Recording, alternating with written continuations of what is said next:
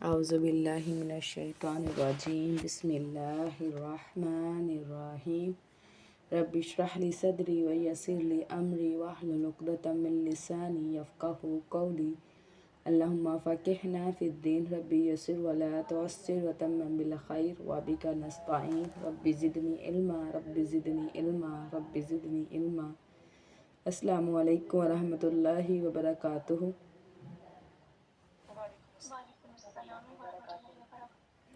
کیا حال ہے آپ لوگوں کا؟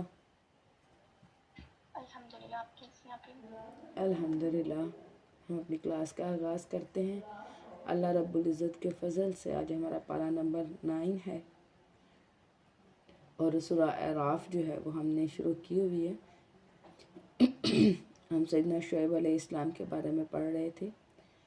قال الملأ الذین استکبروا، اور اس کی قوم میں سے ان سرداروں نے کہا جنہوں نے تکبر کیا، اے شعیب ہم تجھے ان لوگوں کو جو تمہارے ساتھ ایمان لائے ہیں ضرور بضرور اپنی بستی سے نکال دیں گے۔ یعنی انبیاء کے ساتھ یہی ہوا نا، جیسے نبی صلی اللہ علیہ وسلم کے بارے میں بھی آج ہم انشاءاللہ پڑھیں گے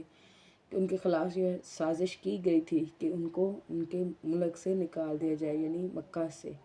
اور نبی صلی اللہ علیہ وسلم نے پھر ہجرت بھی کی۔ تو اس طرح ان کو بھی دھمکایا گیا تھا کہ یا تو ہمارے دین میں آ جاؤ یا پھر یہاں سے نکل جاؤ، یا تم ضرور بضرور ہمارے دین میں واپس پلٹ آؤ گے۔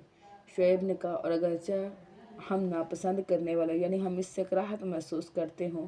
کہ ایمان کے بعد ہم دوبارہ دارالکفر میں جائیں، یقیناً ہم نے اللہ تعالیٰ پر جھوٹ باندھا اگر تمہاری ملت میں لوٹ آئے، یعنی اس ایمان کے آنے کے بعد اگر دوبارہ ہم تمہاری آپ لوگوں کی ملت میں جائیں تو پھر ہم نے اللہ پر جھوٹ باندھا ہے۔ اس کے بعد کہ اللہ تعالیٰ نے ہمیں اس سے نجات دی ہے اور ہمارے لیے یہ ممکن نہیں کہ ہم اس میں لوٹ آئیں مگر یہ کہ اللہ تعالیٰ چاہے، جو ہمارا رب ہے، یعنی ہم اس سے واپس نہیں جائیں گے لیکن اگر اللہ کا اذن ہو تو۔ ہمارے رب نے ہر چیز کو علم سے گھیرا ہوا ہے، ہم نے اللہ تعالیٰ پر بھروسہ کیا، اے ہمارے رب ہماری اور ہماری قوم کے درمیان حق کے ساتھ فیصلہ فرما۔ یہ کیا ہے؟ سیدنا شعیب علیہ السلام کی دعا ہے، اور تو ہی سب فیصلہ کرنے والوں میں سے بہترین ہے۔ اور اس کی قوم میں سے جن سرداروں نے کفر کیا تھا انہوں نے کہا یقیناً اگر تم شعیب کے پیچھے چلو گے تب تم یقیناً ضرور خسارہ اٹھانے والے ہوں گے۔ یعنی کیا ہے کہ سیدنا شعیب کہتے تھے کہ ناپ اور تول کو جو ہے وہ قسط کے ساتھ یعنی انصاف کے ساتھ ناپو اور تولو۔ تو وہ کیا کہتے تھے کہ اگر تم اس کے پیچھے لاگے معذرت خواہ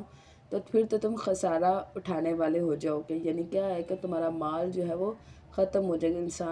شیطان کیا ہے، یہی مفلسی سے ہی ڈراتا ہے۔ چنانچہ ان کو ایک زلزلے نے آ پکڑا، پھر انہوں نے اس حال میں صبح کی کہ وہ اپنے گھروں میں گھٹنوں کے بل گرے پڑے تھے۔ یعنی اللہ رب العزت کے حکم سے ایک زوردار زلزلہ آیا جس کی وجہ سے وہ سارے کے سارے منہ کے بل جا گرے۔ جن لوگوں نے شعیب کو جھٹلایا گویا وہ اس میں رہے ہی نہ تھے، یعنی زمین ایسی ہو گئی تھی جیسے یہاں پر کوئی رہنے والا نہیں، بالکل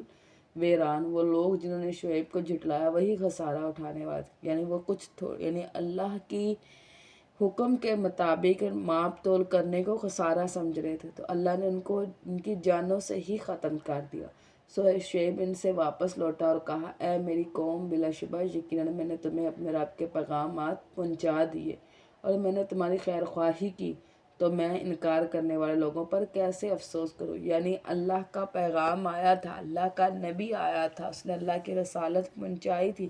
لیکن تم ہی لوگ تھے جو انکار کرنے والے تھے۔ تو جب تم نے اپنے منہ سے انکار کر لیا تو پھر میں تم پر کیسے افسوس کروں۔ جیسے نبی صلی اللہ علیہ وسلم نے فرمایا تھا کہ میرا ہر امتی جو ہے وہ جنت میں جائے گا سوائے اس کے جس نے انکار کیا۔ تو صحابہ نے پوچھا کہ یا رسول اللہ یعنی کون انکار کرے گا؟ تو نبی صلی اللہ علیہ وسلم نے فرمایا کہ وہ جو اس بات پر ایمان نہیں لاتا، یعنی اس دین پر عمل نہیں کرتا، تو وہ اس کا انکار ہی کر ہے نا جنت سے جانے کا۔ وَمَا أَرْسَلْنَا فِي قَرْيَةٍ مِّن نَّبِيٍّ، اور ہم نے کسی بستی میں کوئی نبی نہیں بھیجا مگر ہم نے اس کے رہنے والوں کو تنگی اور تکلیف کے ساتھ پکڑ لیا تاکہ وہ گڑ گڑائیں۔ یعنی اللہ رب العزت نے یعنی ہر بستی کے اندر جو ہے وہ نبی اور رسول بھیجے ہیں اور ان بستیوں پر آزمائشیں اس لیے آتی ہیں کہ انسان تکلیف کے وقت اللہ کو زیادہ پکارتا ہے، پھر ہم نے بدحالی کی جگہ خوشحالی کو بدل دیا، حتیٰ کہ وہ خوب بڑھ گئے، اور انہوں نے کہا کہ بلا شبہ دکھ سکھ تو ہمارے باپ دادا کو بھی پہنچی ہے، تو ہم نے ان کو اچانک اس حال میں پکڑ لیا کہ وہ سوچتے ہی نہ تھے، یعنی جب ہر چیز کی فراوانی ہو گئی تو اچانک سے اللہ رب العزت نے سب کچھ واپس کھینچ لیا۔ اور اگر یقیناً بستیوں کے لوگ ایمان لاتے اور اللہ تعالیٰ سے ڈر کر رہتے تو ہم ضرور ان پر آسمان اور زمین سے بہت سی برکتیں کھول دیتے، لیکن انہوں نے جھٹلایا تو ہم نے اس کی وجہ سے انہیں پکڑ لیا جو وہ کمایا کرتے تھے۔ تو کیا بستیوں والے اس سے بے خوف ہو گئے ہیں کہ ہمارا عذاب ان پر رات کے وقت آ جائے اور وہ سوئے ہوئے ہوں، یعنی غافل، جس طرح وہ اللہ کے احکامات سے غافل ہیں ایسے ہی وہ غفلت میں ہی ہوں تو اللہ تعالیٰ کا عذاب اچانک سے ان پر آ جائے۔ یعنی اگر انسان کو شعور بھی ہو تو پھر بھی اللہ کے عذاب کا کوئی مقابلہ نہیں کر سکتا، تو یہ تو اچانک یعنی رات کے وقت کوئی عذاب آ جائے تو پھر وہ کیا کریں گے؟ اور کیا بستیوں والے بے خوف ہو گئے کہ ان پر دن چڑھے ہمارا عذاب بنے، جب وہ اپنے کام کاج میں مصروف و مگن ہوں تو اللہ کا عذاب ان کے سروں پر آ پہنچے اور وہ کھیل رہے ہوں۔ کیا پھر وہ اللہ تعالیٰ کی تدبیر سے بے خوف ہو گئے؟ تو اللہ تعالیٰ کی تدبیر سے بے خوف نہیں ہوتے مگر وہی لوگ جو خسارہ اٹھانے والے ہوتے ہیں، یعنی جن کے نصیبے میں اللہ رب العزت نے خسارہ لکھ دیا ہے، وہی یہ روش اختیار کرتے ہیں کہ وہ اللہ کو بھلا بیٹھتے ہیں تو اللہ بھی ان کو بھلا دیتا ہے۔ اولم یہد للذین یرثون الارض من بعد اہلھا، اور کیا ان لوگوں کی جو پہلے باشندوں کے بعد زمین کے وارث بنتے ہیں اس بات نے رہنمائی نہیں کی کہ اگر ہم چاہیں تو انہیں ان کے گناہوں کی وجہ سے سزا دے اور ہم ان کے دلوں پر مہر لگا دے تو وہ نہ سنیں۔ یعنی جب ایک قوم جاتی ہے اور اس کے بعد دوسری قوم آتی ہے تو اس کے پاس وہ سارے یعنی تاثرات موجود ہوتے ہیں، یعنی وہ امپیکٹس کو دیکھ رہی ہوتی ہے، تو اللہ تعالیٰ فرما رہے ہیں کہ کیا اللہ تعالیٰ اس بات پر قادر نہیں ہے کہ اللہ ان کے یعنی اس برائیوں کی وجہ سے ان کے بھی دلوں پر مہر لگا دے۔ یہ بستیاں ہیں جن کے کچھ حالات ہم آپ سے بیان کر رہے ہیں، یعنی اس سے پہلے جیسے ہم نے قوم نوح کو پڑھا، قوم لوط کو پڑھا، قوم موسیٰ کو پڑھا، اور بلا شبہ یقیناً ان کے رسول ان کے پاس واضح دلائل لے کر آئے تو وہ ایسے نہیں تھے کہ وہ اس پر ایمان لاتے جس کو انہوں نے اس سے پہلے جھٹلا دیا تھا۔ اسی طرح اللہ تعالیٰ کافروں کے دلوں پر مہر لگاتا ہے، اور ہم نے ان میں سے اکثر کے لیے کوئی عہد نہیں پایا، اور بلا شبہ ہم نے ان میں سے اکثر کو نافرمان ہی پایا، یعنی زیادہ تر لوگ ہیں ہی نافرمان۔ پھر ہم نے ان کے بعد موسیٰ کو اپنی نشانیوں کے ساتھ فرعون اور اس کے سرداروں کی جانب بھیجا، یعنی اللہ رب العزت نے سیدنا موسیٰ علیہ السلام کو فرعون اور اس کے جو معزز سردار تھے ان کی طرف بھیجا کہ وہاں پر اللہ کا پیغام دیا جائے، تو انہوں نے بھی ان کے ساتھ ظلم کیا۔ پھر دیکھو فساد کرنے والوں کا انجام کیسا ہوا۔ اور موسیٰ نے کہا، اے فرعون، یقیناً میں جہانوں کے رب کی طرف سے ایک رسول ہوں، اس بات پر پوری طرح قائم ہوں کہ میں اللہ تعالیٰ پر حق کے سوا کوئی بات نہ کہوں، یعنی میں اس بات کا رسپانسیبل ہوں کہ میں اللہ کے لیے صرف حق بات ہی کہوں، یعنی وہ بات ہی کہوں جس کا کہنے کا اللہ نے مجھے مکلف ٹھہرایا ہے، ٹھیک ہے۔ یقیناً میں تمہارے پاس تمہارے رب کی طرف سے ایک واضح دلیل لے کے آیا ہوں، یعنی میں تو ایک میسنجر ہوں، اللہ نے مجھے میسج دیا اور میں نے آپ تک ڈیلیور کیا ہے، سو بنی اسرائیل کو میرے ساتھ بھیج دو۔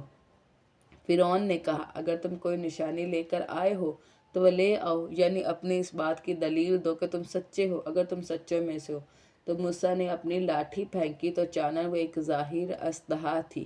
ٹھیک ہے۔ یہ وہی عصا ہے جب وہ یعنی اللہ سے یعنی بات کر رہے تھے، اللہ تعالیٰ نے پوچھا تھا کہ تمہارے ہاتھ میں کیا،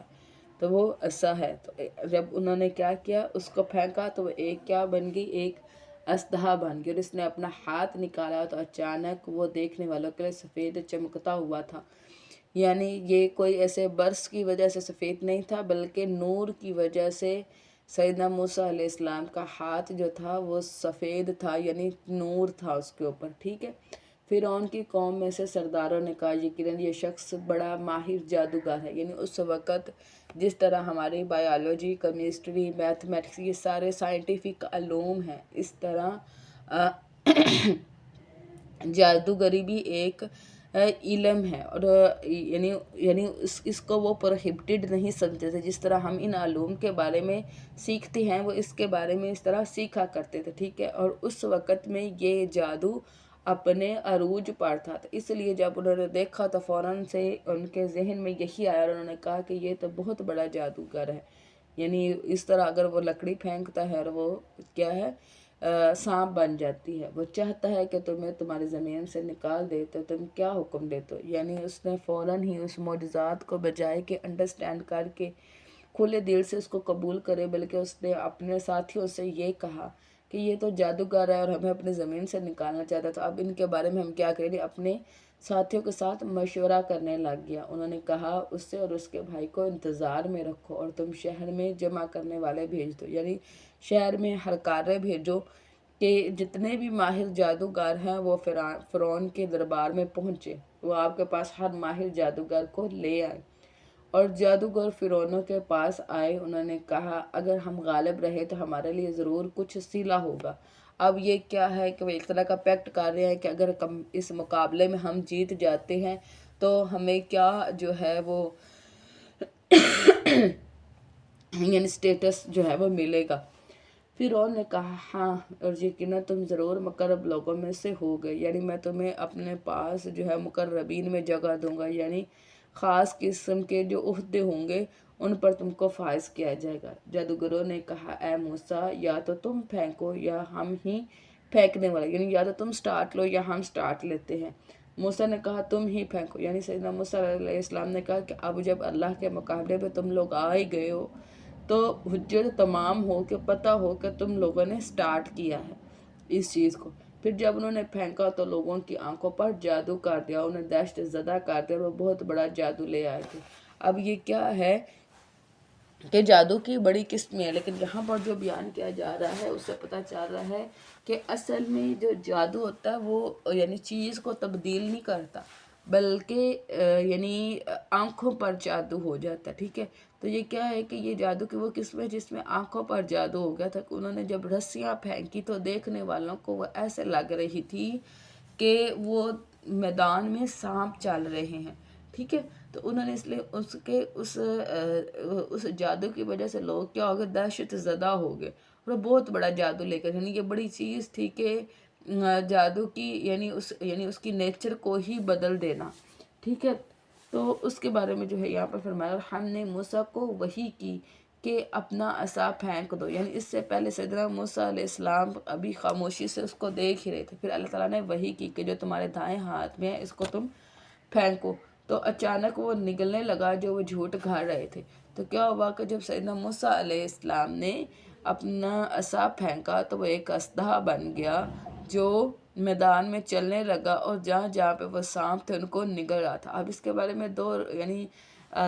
رائے جو ہے وہ پائی جاتی ہے، یعنی یا تو یہ کہ وہ سانپ تھا اور وہ لٹرلی دوسرے سانپ یعنی جو چھوٹے چھوٹے سانپ پھر رہے تھے ان کو کھا رہا تھا، اور دوسری طرف یہ ہے کہ یہ عصا جو تھا وہ اللہ کے حکم سے تھا، ٹھیک ہے۔ تو جہاں جہاں سے گزر رہا تھا یعنی چل کے جا رہا تھا وہاں پہ جو مکروہ جادو کا اثر تھا ختم ہو رہا تھا، ٹھیک ہے، یعنی جہاں جہاں سے یہ چلتا تھا اور وہ دوبارہ سے وہی رسیاں اور وہ باندھ رہی تھی، اور وہ اس کو کیا کہتا جو جھوٹ وہ گھڑ رہے تھے ان کو وہ نگل رہا تھا، یعنی اس جادو کو ختم کر رہا تھا۔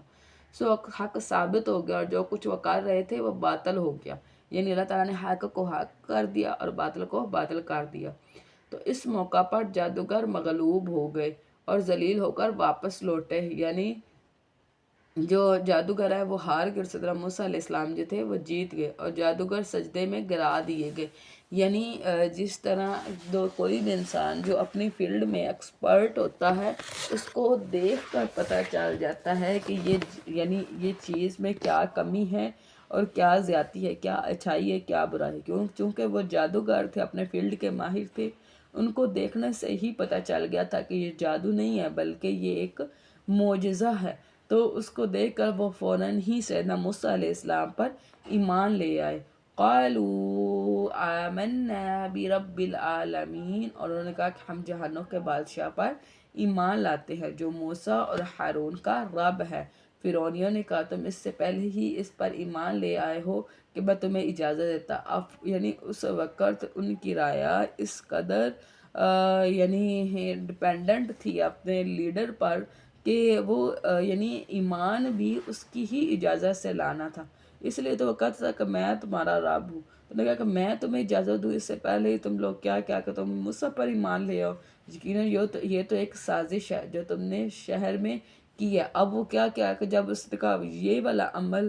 کامیاب نہ ہو سکا تو وہ دوسری طرف سے آنے لگ گیا کہ یہ تو ایک سازش تھی. یعنی جادوگر بھی جو ہے وہ سیدنا موسیٰ علیہ السلام کے ساتھ ملے ہوئے ہیں تاکہ تم اس کے باشندوں کو یہاں سے نکال دو. سو تم بہت جلد ہی جان لو گے. میں ضرور تمہارے ہاتھ اور پاؤں مخالف سمت سے کاٹ دوں گا، پھر تم سب کو ضرور سولی دوں گا. یعنی اگر جو تم ایمان لائے ہو اس وجہ سے تمہارے ہاتھ اور پاؤں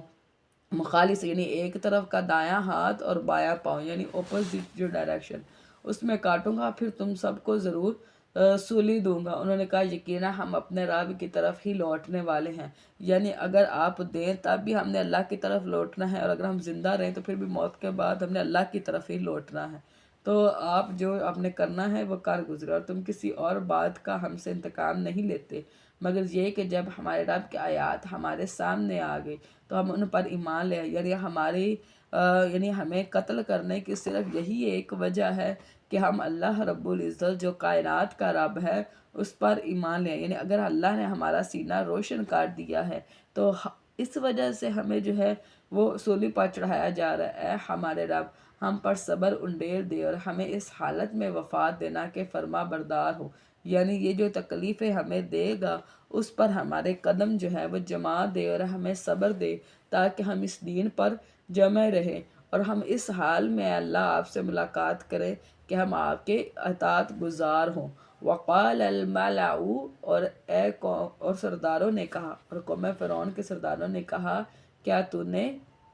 موسیٰ اور اس کی قوم کو یوں ہی چھوڑ دے گا کہ وہ زمین میں فساد پھیلائے؟ اب جب جادوگروں کے بارے میں فیصلہ ہو گیا تو اب وہ جو اس کے چمچے تھے وہ اس کو اکسانے لگے کہ اب یعنی موسیٰ اور اس کی قوم کا کیا ہوگا. یعنی ان کے بارے میں بھی کوئی فیصلہ کرے کیونکہ یہ تو پھر زمین میں فساد پھیلائیں گے. اصل میں فسادی تو وہ تھے، یہ ساری گیم وہ اس لیے رچا رہے تھے کہ اس وقت پوری یعنی قوم جو تھی وہ موجود تھی اور وہ دیکھ رہی تھی کہ کس طرح موسیٰ علیہ السلام جیت گئے ہیں اور کسی طرح جادوگر جو ہے وہ ہار گئے ہیں اور کسی طرح جادوگر بھی موسیٰ پر ایمان لے آئے. تو وہ صرف اپنی قوم کو کنونس کرنے کے لیے جو ہے وہ یعنی اس طرح کے سزائیں دے رہا تھا. اور تجھے اور تیرے معبود کو چھوڑ دیں. فرعون نے کہا ان قریب ہم ان کے بیٹوں کو بری طرح قتل کریں گے. یعنی ایک تو پہلے جو تھا ان کا یہ لاء تھا نا کہ ان کے بیٹوں کو قتل کرنا جب سیدنا موسیٰ علیہ السلام ابھی پیدا نہیں ہوئے تھے. اور فرعون نے ہمیں پڑھا کہ فرعون نے جو خواب دیکھا تھا، ٹھیک ہے. اب دوسری دفعہ دوبارہ پھر ان کے اندر یہی جو ہے وہ لاء رائج کیا گیا کہ ان کے جو بیٹے ہوں گے ان کو قتل کر دیا جائے گا اور ان کی عورتوں کو زندہ رکھیں گے اور ہم ان پر یقیناً قابو رکھنے والے ہیں. یعنی اس طرح ان پہ قابو رکھیں گے کہ ان کی جو تعداد ہے اس کو بڑھنے نہیں دیں گے، یعنی ان کی مین پاور کو کنٹرول کریں گے. موسیٰ نے اپنی قوم سے کہا تم اللہ تعالیٰ سے مدد مانگو اور صبر کرو. یعنی یہ جو تکلیف پہنچ رہی ہے، یہ جو آزمائش اللہ کی طرف آئی ہوئی ہے، تو اس پر اللہ تعالیٰ سے دعا کی اپیل کرو اور اس سخت سچویشن میں صبر کا مظاہرہ کرنا. یقیناً زمین اللہ تعالیٰ ہی کی ہے، وہ اپنے بندوں میں سے جسے چاہتا ہے اس کا وارث بنا دیتا ہے اور اچھا انجام متقیوں ہی کا ہوتا ہے. یعنی انہوں نے سیدنا موسیٰ نے اشارہ تو کر دیا لیکن ابھی حکم نہیں دیا کیونکہ انبیاء جو ہجرت کرتے ہیں وہ اللہ کے حکم سے کرتے ہیں. موسیٰ کی قوم نے کہا ہم تمہارے آنے سے پہلے بھی ستائے گئے. یعنی اے موسیٰ ہم تو پہلے ہی ذلیل ہو رہے تھے کہ ہمارے بیٹوں کو اس طرح کاٹا جاتا تھا اور ہم سے برے اور سخت کام کیے جاتے. پھر تم آئے تو ہمیں کوئی امید نظر آئی. اب تمہارے آنے کے بعد بھی ہمیں وہی تکلیفیں دی جا رہی ہیں. اور تمہارے آنے کے بعد بھی موسیٰ نے کہا قریب ہے تمہارا رب تمہارے دشمن کو ہلاک کر دے. یعنی سیدنا موسیٰ علیہ السلام نے اس سخت سچویشن میں ان کو جو ہے وہ امید دلائی کہ اللہ سے لو لگاؤ کہ ممکن ہے کہ اللہ تعالیٰ تمہارے دشمن کو ہلاک کر دے اور تمہیں زمین میں جانشین بنا دے. پھر وہ دیکھے کہ تم کیسے عمل کرتے ہو. یعنی اس کے بعد پھر تمہارا دیکھا جائے گا کہ تم کیسے جب تم زمین کے مالک بنو گے تو کون سے اعمال کرو گے. اور وَلَقَدْ أَخَذْنَا آلَ فِرْعَوْنَ، اور بلا شبہ ہم نے آل فرعون کو قحط سالی اور پیداوار کی کمی میں پکڑا تاکہ وہ نصیحت قبول کریں۔ تو جب ان پر خوشحالی آتی تو وہ کہتے یہ ہمارے لیے ہے، اور اگر ان کو کوئی تکلیف پہنچتی تو موسیٰ اور ان کی نحوست ٹھہراتے۔ یعنی اللہ رب العزت جب ان پر ان کی نافرمانیوں کی وجہ سے قحط سالی کو مسلط کر دیتے تو اس بات کو سیدنا موسیٰ کی طرف لے جاتے کہ سیدنا موسیٰ کے قوم میں ہونے کی وجہ سے یہ نحوست ہے۔ اور اگر کوئی بادل برستے تو پھر کیا کہتے، پھر یہ کہتے کہ یعنی کہ یہ خوشی آتی ہے کہ جب ان پر یعنی یہ ہماری وجہ سے، یعنی جو خیر ہوتی تھی وہ کہتے ہماری وجہ سے، اور جو برائی ہوتی تھی وہ کہتے سیدنا موسیٰ علیہ کی طرف سے ہے۔ سن لو، یقیناً ان کی نحوست اللہ تعالیٰ ہی کے پاس ہے، لیکن ان کے اکثر لوگ نہیں جانتے۔ اور انہوں نے کہا کہ تم ہمارے پاس خواہ کوئی بھی نشانی لے آؤ تاکہ تم ہم پر اس کے ساتھ جادو کرو تو ہم تمہارے لیے ایمان لانے والے نہیں ہیں۔ اور وہ یعنی کیا تھے کہ سیدنا موسیٰ علیہ السلام کو کہہ دیتے کہ چاہے جو بھی تم نشانی لے آؤ گے نا، ہم تم پر ایمان نہیں لے کے آئیں گے، ہم اس نشانی کو یہی سمجھیں گے کہ وہ ایک طرح کا جادو ہے۔ پھر ہم نے ان پر طوفان بھیجا، یعنی یہ ڈیفرنٹ قسم کے عذاب تھے جو ان کی نافرمانیوں کی وجہ سے ان پر آئے تھے، ٹھیک ہے۔ جیسے پہلے ہم نے قحط سالی وغیرہ پڑھا، اس طرح پھر ان پر کیا ہوا، طوفان بھیجے گئے اور ٹڈیاں اور جوئیں اور مینڈک اور خون، جو الگ الگ نشانیاں تھیں۔ جب بھی کوئی یعنی ان کے اوپر ٹڈیوں کا عذاب آیا کہ ٹڈیوں کی بارش ان پہ ہوئی، پھر مینڈکوں کا عذاب کہ ان کے برتن جو تھے وہ مینڈکوں سے اور ان کی ہر چیز مینڈک سے بھری ہوتی تھی، اسی طرح ہی پھر جوؤں کا، اور پھر خون کا کہ کوئی چیز زمین پر موجود نہیں ہوتی، صرف خون ہی خون تھا، کچھ بھی کھا پی نہیں سکتے تھے۔ پھر بھی انہوں نے تکبر ہی کیا اور وہ مجرم لوگ تھے۔ یعنی ہر عذاب آنے کے بعد یہ سیدنا موسیٰ علیہ السلام کے پاس جاتے، انہوں نے کہتے کہ آپ دعا کریں اور اگر یہ عذاب ہٹ گیا تو ہم ایمان لے آئیں گے۔ لیکن جب سیدنا موسیٰ دعا کرتے اور یہ عذاب ہٹ جاتا تو یہ پھر اپنے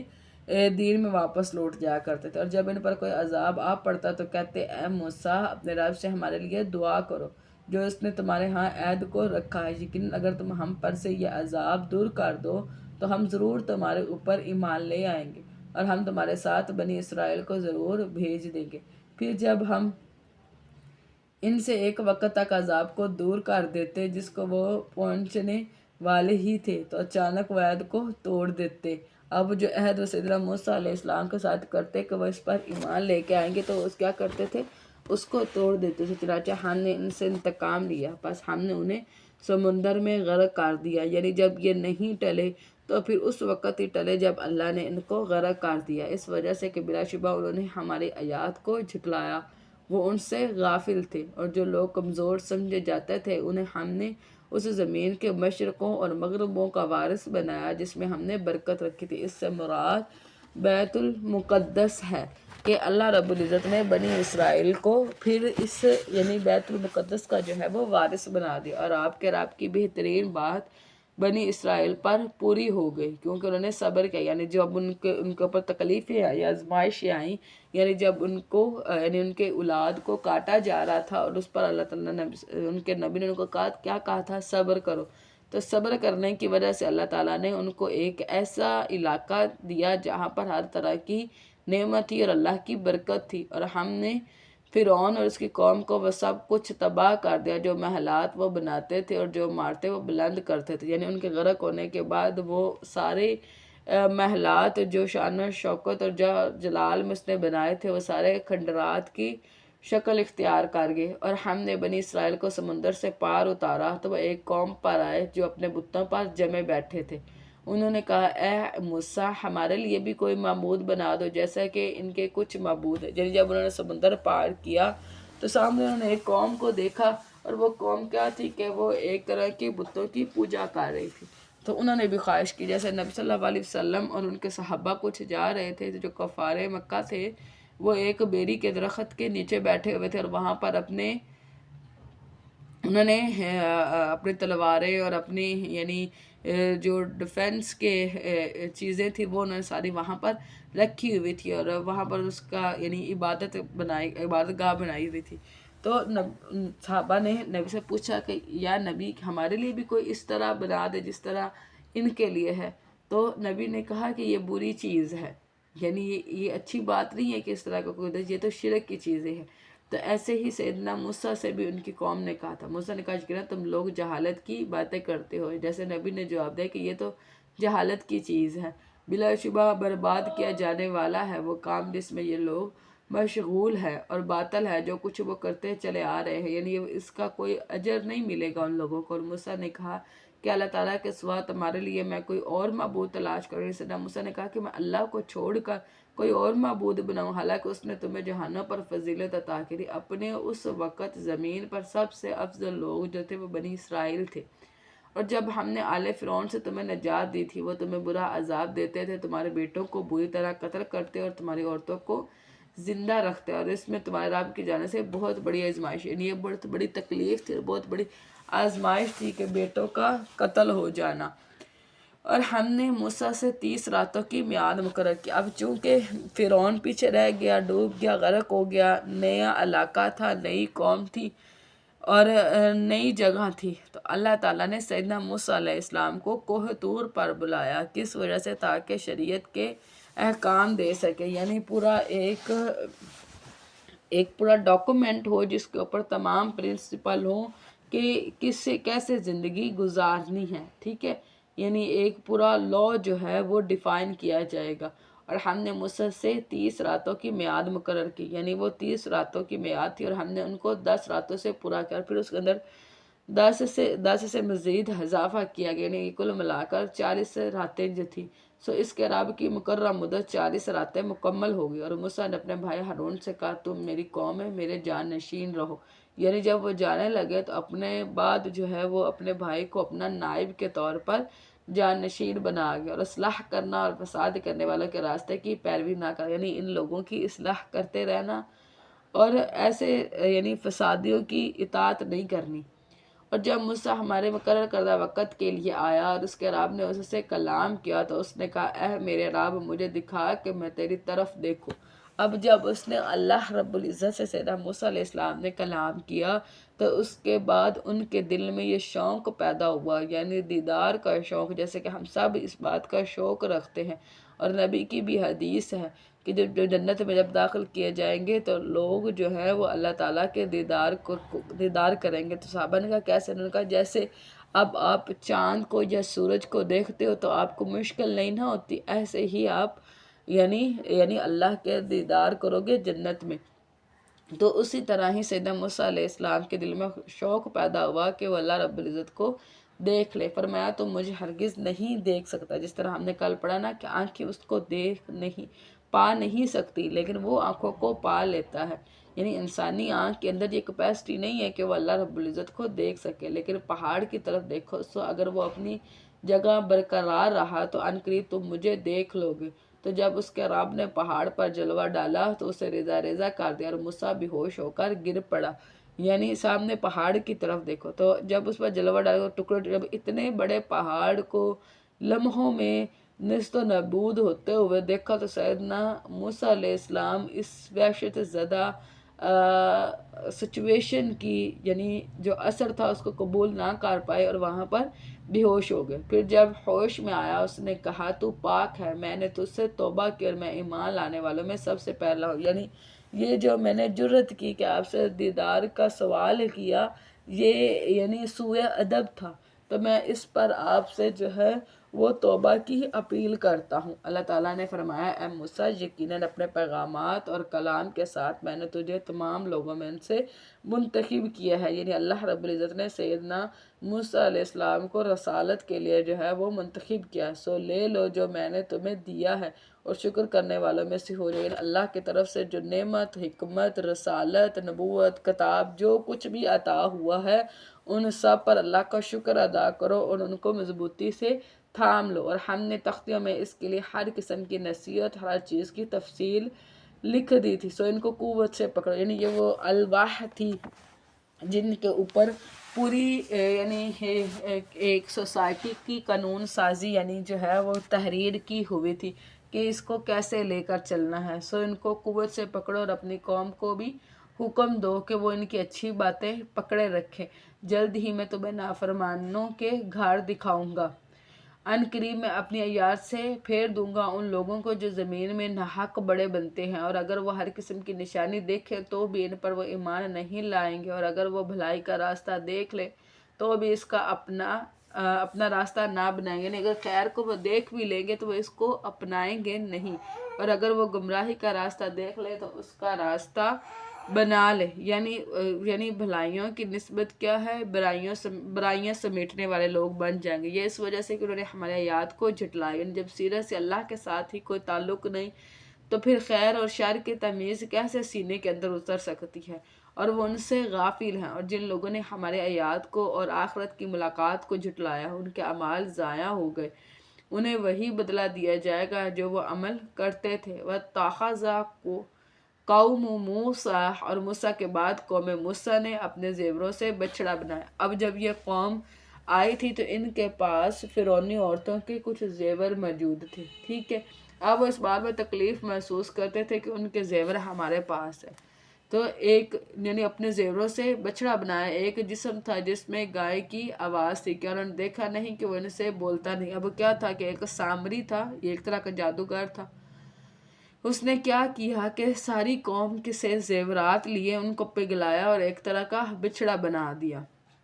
اور اس سے کیا تھی کہ ایک طرح کی آواز نکلتی تھی کہ اس نے ایک سوراخ جو اس کے منہ میں رکھ دیا تھا اور ایک اس کے دم میں رکھ دیا تھا، جب ہوا اس کے ساتھ لگتی تھی تو اس سے آواز پیدا ہو جاتی تھی گائے جیسی، ٹھیک ہے۔ تو اس نے کیا کیا کہ وہ بنا دیا، اور کیا انہوں نے نہیں دیکھا کہ وہ ان سے بولتا بھی نہیں اور نہ ہی وہ راستہ بتاتا ہے ان کو۔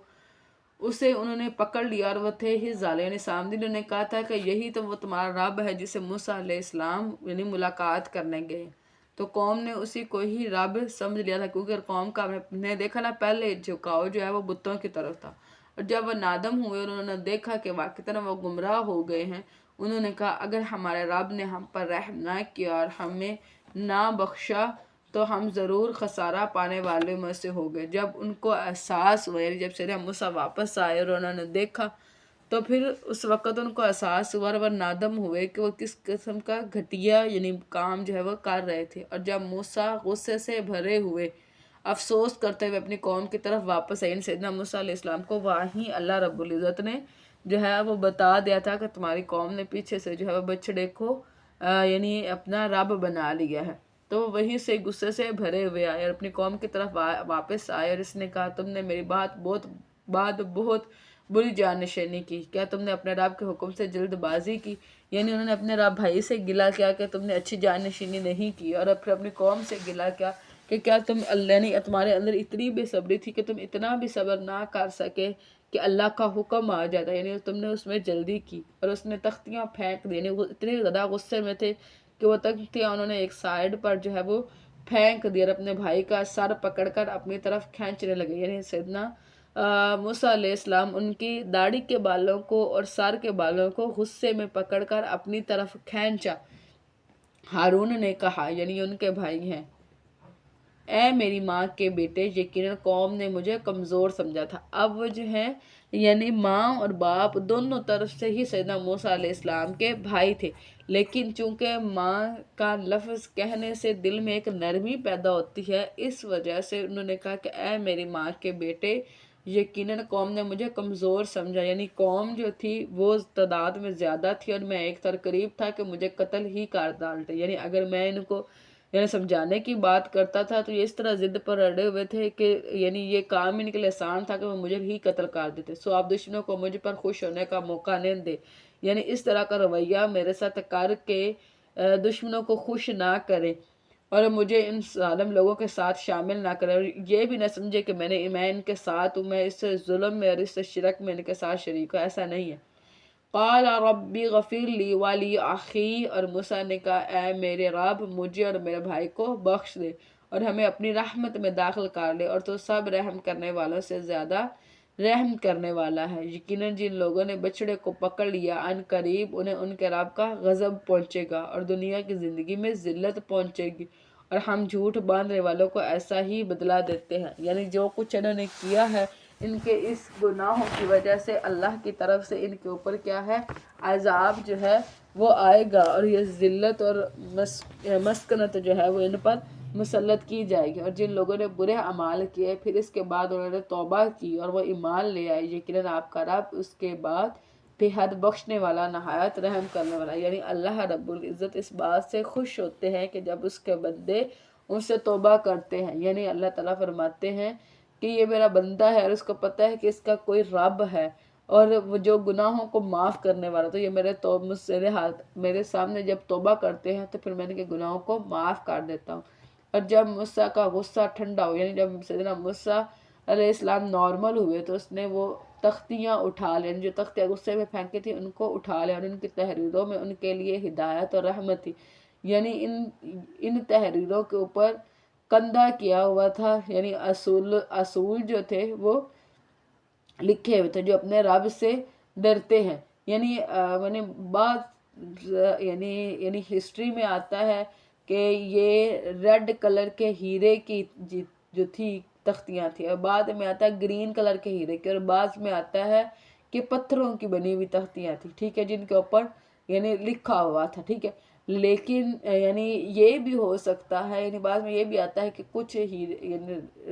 ریڈ کلر کے ہیرے کی ہوں اور کچھ گرین کلر کے ہیرے کی ہوں، اور جیسے یاقوت اور مرجان جو ہے وہ ہم نے پڑھے ہوئے ہیں، ٹھیک ہے، اور بعض جو ہے وہ پتھروں کی ہوں۔ موسیٰ نے اپنی قوم کے 70 آدمی ہمارے مقرر کردہ وقت کے لیے چنے۔ اب یہ 70 سیدنا موسیٰ علیہ السلام نے اپنی قوم سے 70 معزز لوگوں کو جو ہے وہ یعنی جو سردار تھے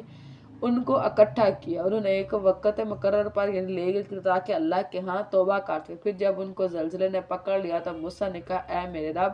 اگر تو چاہتا تو انہیں بھی اور مجھے بھی اس سے پہلے ہی ہلاک کر دیتا، کیا تو ہمیں ایسے کام پر ہلاک کرتا ہے جو ہم میں سے چند بے وقوفوں نے کیا۔ جب یہ یعنی اس بچڑے کی توبہ پر یعنی اس بچڑے کو معبود بنانے کی وجہ سے یہ سیدنا موسیٰ علیہ السلام کے ساتھ توبہ کرنے کے لیے ایک میدان میں گئے تھے، اور وہاں پر جا کر ان لوگوں کے جو چند لوگ تھے انہوں نے یہی کہا کہ اللہ تعالیٰ ہمیں ظاہری جو ہے وہ نظر آئے یا ہمیں ظاہر دکھائے۔ اس پر اللہ تعالیٰ نے ان سب کو جو ہے وہ بے ہوش کر دیا اور مار دیا۔ تو سیدنا موسیٰ علیہ السلام پریشان ہو گئے کہ آپ واپس جا کے قوم کو کیا جواب دیں گے۔ تو اس پر اللہ تعالیٰ سے بات کرنے لگے کہ اے اللہ، کیا آپ صرف یعنی جو چند لوگوں نے بے وقوفی کیا اس کی وجہ سے آپ سب کو ہلاک کریں گے؟ یہ نہیں ہے مگر تیری ایک آزمائش، تو اس سے جس کو چاہتا ہے گمراہ کر دیتا ہے اور جس کو چاہتا ہے ہدایت دیتا ہے۔ یعنی آزمائش ہی کے ذریعے جو ہے انسان جو ہے وہ یا تو گمراہ ہو جاتا ہے، سیدھے راستے سے ہٹ جاتا ہے اور بالکل شرک کی طرف چلا جاتا ہے، اور آزمائش سے ہی اللہ تعالیٰ انسانوں کے سینے کھول دیتے ہیں اور وہ اللہ کے ساتھ لو لگانے لگ جاتے ہیں۔ تو ہی ہمارا مددگار ہے، سو ہمیں بخش دے اور ہم پر رحم فرما، اور تو بخشنے والوں میں سے سب سے بہترین ہے، اور ہمارے لیے اس دنیا اور آخرت میں بھلائی لکھ دے، یقیناً ہم نے تیری طرف رجوع کیا۔ اللہ تعالیٰ نے فرمایا، میں اپنا عذاب جسے چاہتا ہوں اس کو پہنچاتا ہوں، اور میری رحمت نے ہر چیز کو گھیرے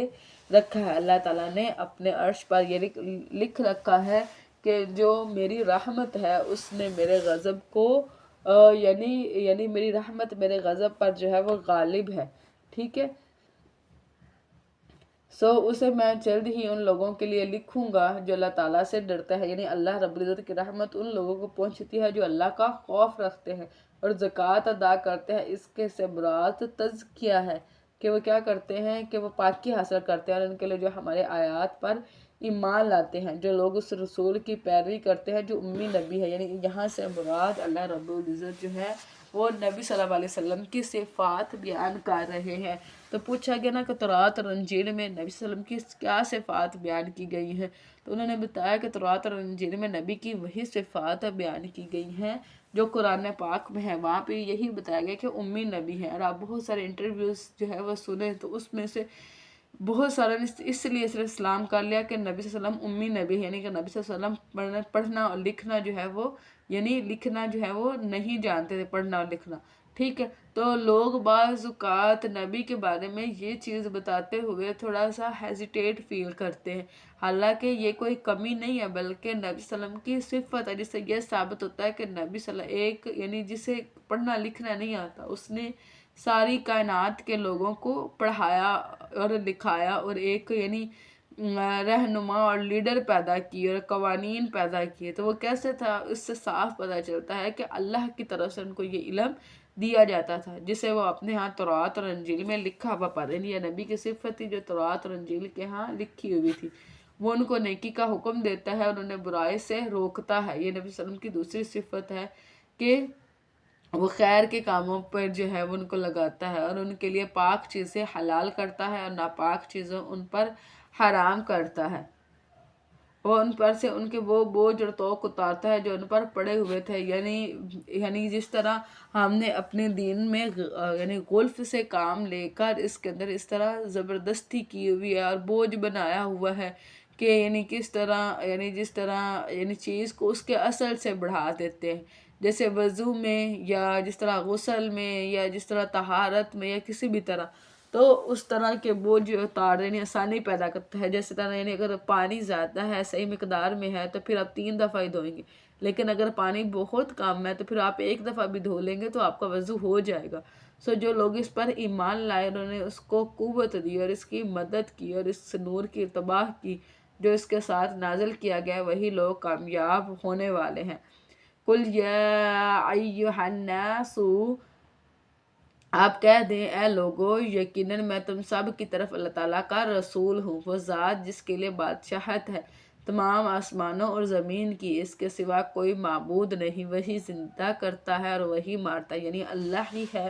جو زندگی بھی دیتا ہے اور موت بھی دیتا ہے۔ تم اللہ تعالیٰ اور اس کے رسول پر جو امی نبی ہیں ایمان لے آؤ، یعنی اب یہ دعوت دی جا رہی ہے کہ اس نبی کی طرف ایمان لے آؤ جو نبی ہے اور اللہ کی طرف سے امی نبی ہے اور اللہ کی طرف سے بھیجے ہوئے ہیں، اس کی باتوں پر ایمان رکھتے ہیں اور اس کی پیروی کرو تاکہ تم ہدایت پاؤ۔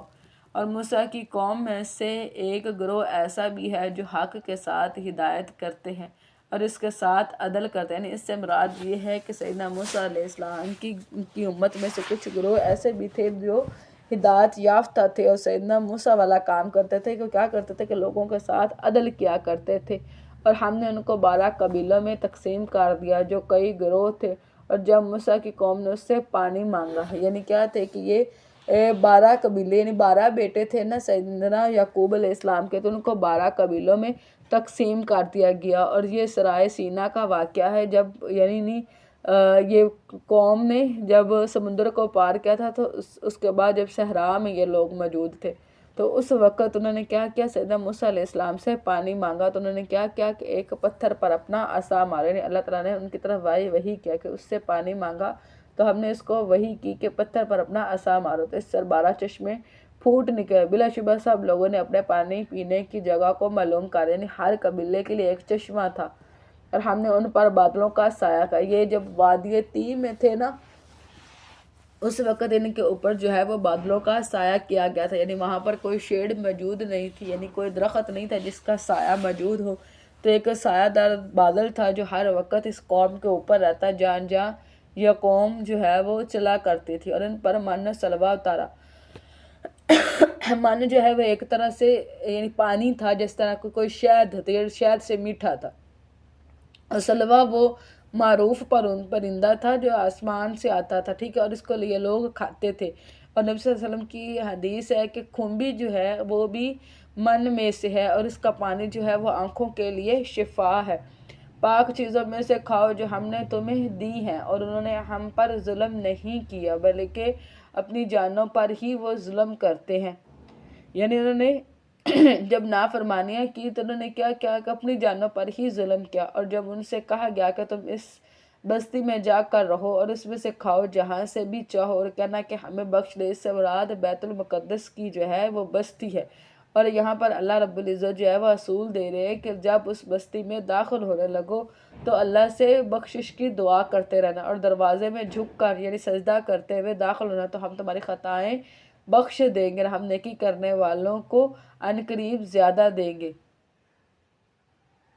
تو جن لوگوں نے ان میں سے ظلم کیا، انہوں نے بات کو اس کے خلاف سے بدل دیا جو ان سے کہی گئی تھی، تو ہم نے ان پر آسمان سے عذاب بھیجا اس وجہ سے وہ ظلم کرتے تھے۔ اب انہوں نے کیا کیا کہ جب وہ بستی کے اندر داخل ہونے لگے تو بجائے کہ اللہ تعالیٰ سے بخشش طلب کرتے، انہوں نے کیا کہا؟ انہوں نے کہا صرف چھیڑ کھانے کے لیے کہا کہ ہمیں جو دانہ ہے وہ بالیوں کے اندر چاہیے، یعنی وہ رزق ہی مانگتے رہے۔ تو اور دوسرا کیا ہے کہ اللہ تعالیٰ نے کہا تھا کہ سجدے کے بل جو ہے وہ یعنی سجدہ کرتے ہوئے بستی کے اندر، یعنی شکر کا سجدہ کرتے ہوئے بستی کے اندر داخل ہونا ہے، لیکن انہوں نے کیا کیا کہ وہ اپنی حفظ پر رینگتے ہوئے جو ہے یعنی سجدے کا مذاق کرتے ہوئے اس کے یعنی بستی کے اندر جو ہے داخل ہوئے۔ اس وجہ سے ان کی بدعمالیوں کی وجہ سے اللہ نے ان پر عذاب نازل کیا، اور یہ ایک طرح کا کہا جاتا ہے کہ طاعون تھا یا پھر کوئی اور عذاب بھی ہو سکتا ہے۔ اور آپ ان سے اس بستی کے بارے میں پوچھے جو سمندر کے کنارے تھی، جب وہ سبت کے بارے میں حد سے تجاوز کر گئے تھے۔ اب یہ کیا تھا کہ یہ ایک طرح کی بستی تھی جس کا اللہ رب العزت نے نام نہیں بتایا، لیکن اس کے رہنے والوں کا تعلق بنی اسرائیل سے تھا، ٹھیک ہے، اور وہ اس کی لوکیشن کا پتہ چلتا ہے کہ وہ سمندر کے کنارے تھی، اور ان کی ڈپینڈنسی یعنی ان کی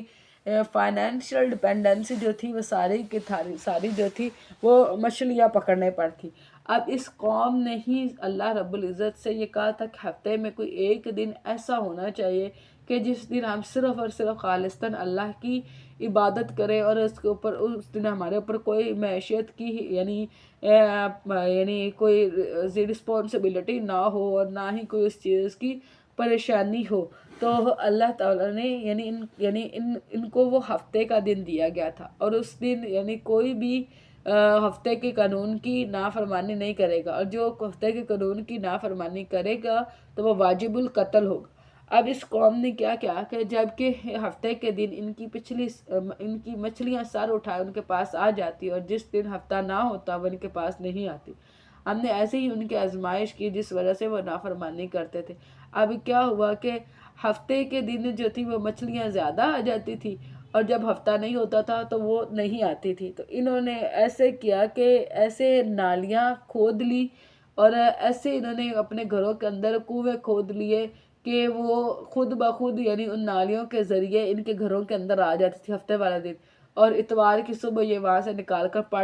پکڑ لیتے ہوتے تھے۔ یعنی اس سے مراد یہ ہے کہ انہوں نے اپنی دین میں خود سے جو ہے وہ راہ نکال لی تھی، یعنی قانون کو بدل ڈالا تھا۔ اور جب ان میں سے ایک گروہ نے کہا تم ایسے لوگوں کو کیوں نصیحت کرتے ہو جنہیں اللہ تعالیٰ ہلاک کرنے والا ہے یا ان کو عذاب دینے والا ہے، سخت عذاب، یعنی ساری کی ساری قوم ایسی نہیں تھی، اس میں سے کچھ چند نیکوکار بھی تھے جو لوگوں کو نصیحت کر رہے تھے کہ جو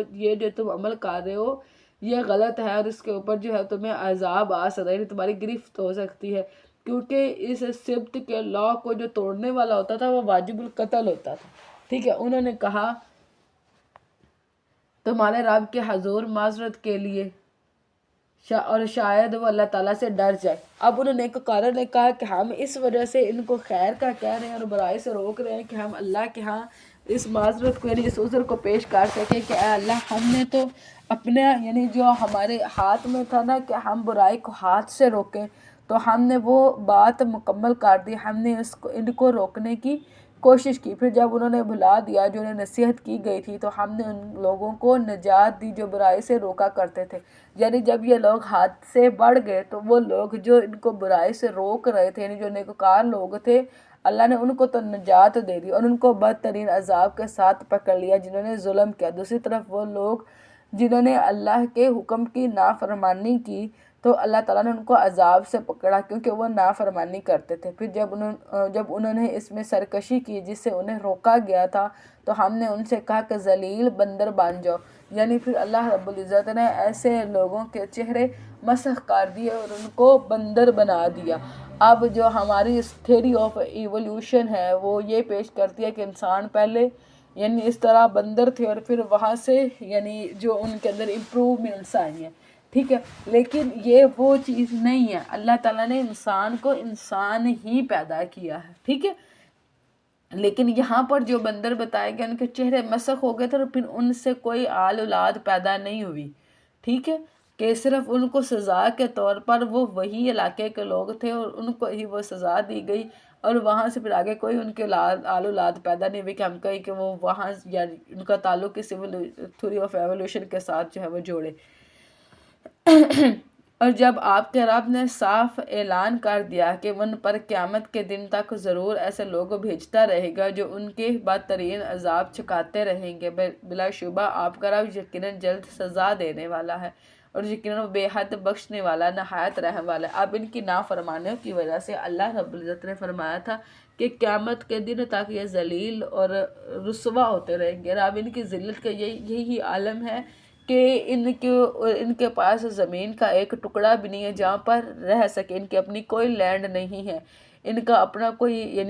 گھر نہیں ہے، کوئی ملک نہیں ہے۔ تو جب ان کی اس حرکت کی وجہ سے جب سیدنا موسیٰ علیہ السلام تھے تو انہوں نے اپنی قوم پر خود جزیہ لگایا ہوا تھا، ٹھیک ہے، اور پھر نبی کے دور پہ بھی یہ ٹیکس دیتے رہے، اور مختلف عیسائیوں کے دور میں بھی، اور یونانیوں کے دور، ہر دور میں بھی یہ ٹیکس جو ہے جزیہ ان سے اٹھایا نہیں گیا، یہ دے کے اور پھر اس قوم ملک میں ضمنی کے طور پر یہ رہتے رہے، اور ہم نے ان کو زمین میں گروہوں میں ٹکڑے ٹکڑے کر دیا، ان میں سے کچھ نیک اور کچھ ان کے علاوہ تھے، اور ہم نے انہیں اچھے اور برے حالات سے آزمایا تاکہ وہ پلٹ آئیں۔ سو ان کے بعد ناخلف لوگ جانشین ہوئے جو کتاب کے وارث بنے، وہ اس حقیر دنیا کا مال و متاع سمیٹتے تھے، اس میں خیر لوگ بھی تھے، لیکن جب وہ چلے گئے تو اس کے بعد سارے کے سارے کیسے ہو گئے؟ ناخلف جانشین تھے، اچھے جانشین نہیں تھے۔ وہ ان کا سوچ کیا تھی کہ صرف دنیا کا مال و متاع سمیٹنے کی طرف، دنیا کی طرف ہی وہ جھک گئے، اور کہتے ہیں کہ ان قریب ہمیں تو بخش ہی دیا جائے گا، کیا تھا کنسیپٹ کیا تھا کہ اللہ ہمیں تو معاف ہی کر دے گا، اور صرف وہ کوئی رائٹ رونگ کی فکر کیے بغیر بس دنیا کمانے میں لگ گئے، اور اگر ایسا ہی مال و متاع ان کے سامنے پھر آئے تو اس کو بھی لے لیں گے۔ کیا ان پر کتاب کا پختہ عہد نہیں لیا گیا تھا؟ جس طرح نبی صلی اللہ علیہ وسلم کی حدیث ہے نا کہ ابن آدم کا جو ہے نا وہ ہر مال کے لیے حرص رکھتا ہے، اگر اس کو ایک سونے کا پہاڑ دے دیا جائے تو وہ دوسرے سونے کے پہاڑ کی جو ہے وہ چاہ کرے گا۔ تو اللہ فرما رہا ہے کہ وہ اس طرح مال و متاع جو ہے وہ اکٹھا کرتے رہے، اگر ان کو اور دے دیا جائے تو یہ اس سے بھی نکار نہیں کریں گے، اس کو بھی لے لیں گے۔ اور ان پر کتاب کا پختہ عہد نہیں لیا گیا تھا کہ وہ اللہ تعالیٰ پر حق کے سوا کوئی اور بات نہیں کہیں گے، کیا تھا کہ ان سے عہد نہیں لیا گیا تھا کہ جب کوہ طور کے ان پر اٹھایا گیا تھا انہوں نے پڑھ رکھا ہے جو بھی اس میں ہے، اور آخرت کا گھر ہی ان کے لیے بہترین ہے جو اللہ تعالیٰ سے ڈر کر رہتے ہیں، آخرت ان کی ہی بہتر ہوگی جن کے اندر خشت الہی موجود ہوگا۔ کیا پھر بھی تم سمجھتے نہیں ہو؟ اور جو لوگ کتاب اللہ کو مضبوطی سے تھامتے ہیں اور انہوں نے نماز قائم کی، یقیناً ہم اصلاح کرنے والوں کا اجر ضائع نہیں کرتے۔ اور جب ہم نے پہاڑ کو ہلا کر ان کے اوپر اٹھا دیا گویا کہ وہ سائبان ہیں، انہوں نے یقین کر لیا کہ وہ واقعتاً ان پر گرنے والا ہے۔ اب کیا ہے کہ سیدنا موسیٰ علیہ السلام کو جب تورات کو لے کر آئے تو ان کے اس احکامات کو ان پر پیش کیا تو انہوں نے اس کو ماننے سے انکار کر دیا۔ تو پھر جب ان سے کہا گیا تو انہوں نے کہا کہ آپ ہمیں بتا دو، اگر ہمیں صحیح لگا تو ہم مان لیں گے، نہ صحیح لگا تو نہیں مانیں گے۔ تو سیدنا موسیٰ علیہ السلام نے کہا کہ بغیر پڑھے ہی اس کو مان لو، اس پر یقین کر لو، ٹھیک ہے۔ تو انہوں نے جب نہیں مانا تو اللہ رب العزت نے سیدنا جبرائیل علیہ السلام کو بھیجا اور کوہ طور کو اٹھا کر ان کے اوپر ایسے کھڑا کر دیا جیسے بادل ہے۔ تو ان کو کہا کہ یا تو مانو یا پھر یہ بادل یہ جو پہاڑ ہے نا یہ تمہیں بالکل تمہاری ہڈی پسلی ایک کر دے گا، ٹھیک ہے۔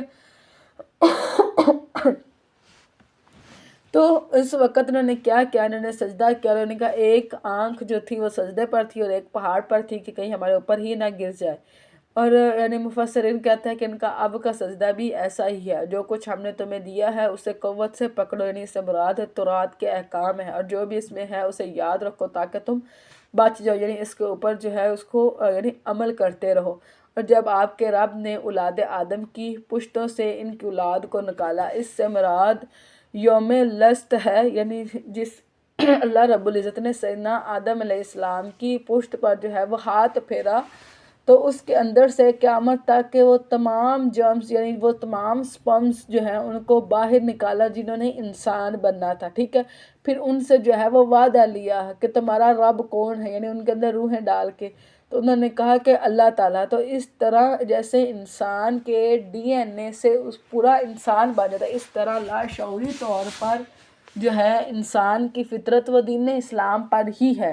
کہ وہ اس کی فطرت کے قریب ہے. جس صلی اللہ علیہ وسلم کی حدیث نا کہ ہر بچہ جو پیدا ہوتا ہے وہ فطرت سلیم پر ہوتا ہے، یعنی دین اسلام پر ہوتا ہے. پھر اس کے والدین ہوتے ہیں جو اس کو مجوسی یا عیسائی یعنی یہودی یا عیسائی یا جو بھی دین ہو وہ بناتے ہیں. ٹھیک ہے، تو اس طرح انسان جو ہے اس کے یعنی لاشعوری طور پر جو اس نے وہ وعدہ کیا نا وہ اس کے اکارڈنگ چلنا چاہتا ہے، لیکن دنیا اور یہ ساری چیزیں جو ہیں وہ اس کو اس وعدے سے ہٹا لیتی ہیں. اور جب آپ کے رب نے اولاد آدم کی پشتوں سے ان کی اولاد کو نکالا اور ان کی جانوں پر انہیں گواہ بنایا، کیا میں تمہارا رب نہیں ہوں؟ الست بربکم قالوا بلی شہدنا، انہوں نے کہا کیوں نہیں، ہم نے گواہی دی. ایسا نہ ہو کہ تم قیامت کے دن کہو کہ ہم تو یقیناً اس سے غافل تھے. یعنی یہ اللہ رب العزت نے اس لیے فرمایا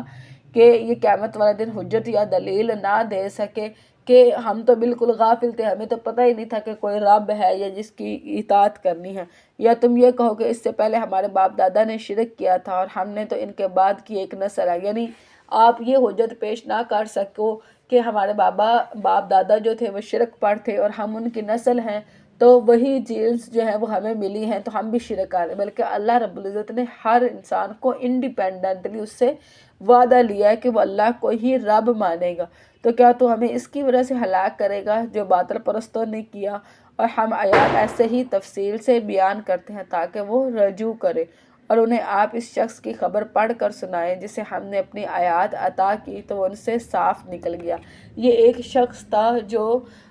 یہودیوں میں یعنی بنی اسرائیل میں سے تھا اور اس کو اللہ تعالیٰ نے یعنی علم دیا ہوا تھا. ٹھیک ہے، تو سیدنا موسیٰ علیہ السلام نے اس شخص کو ایک علاقے کی طرف جو ہے وہ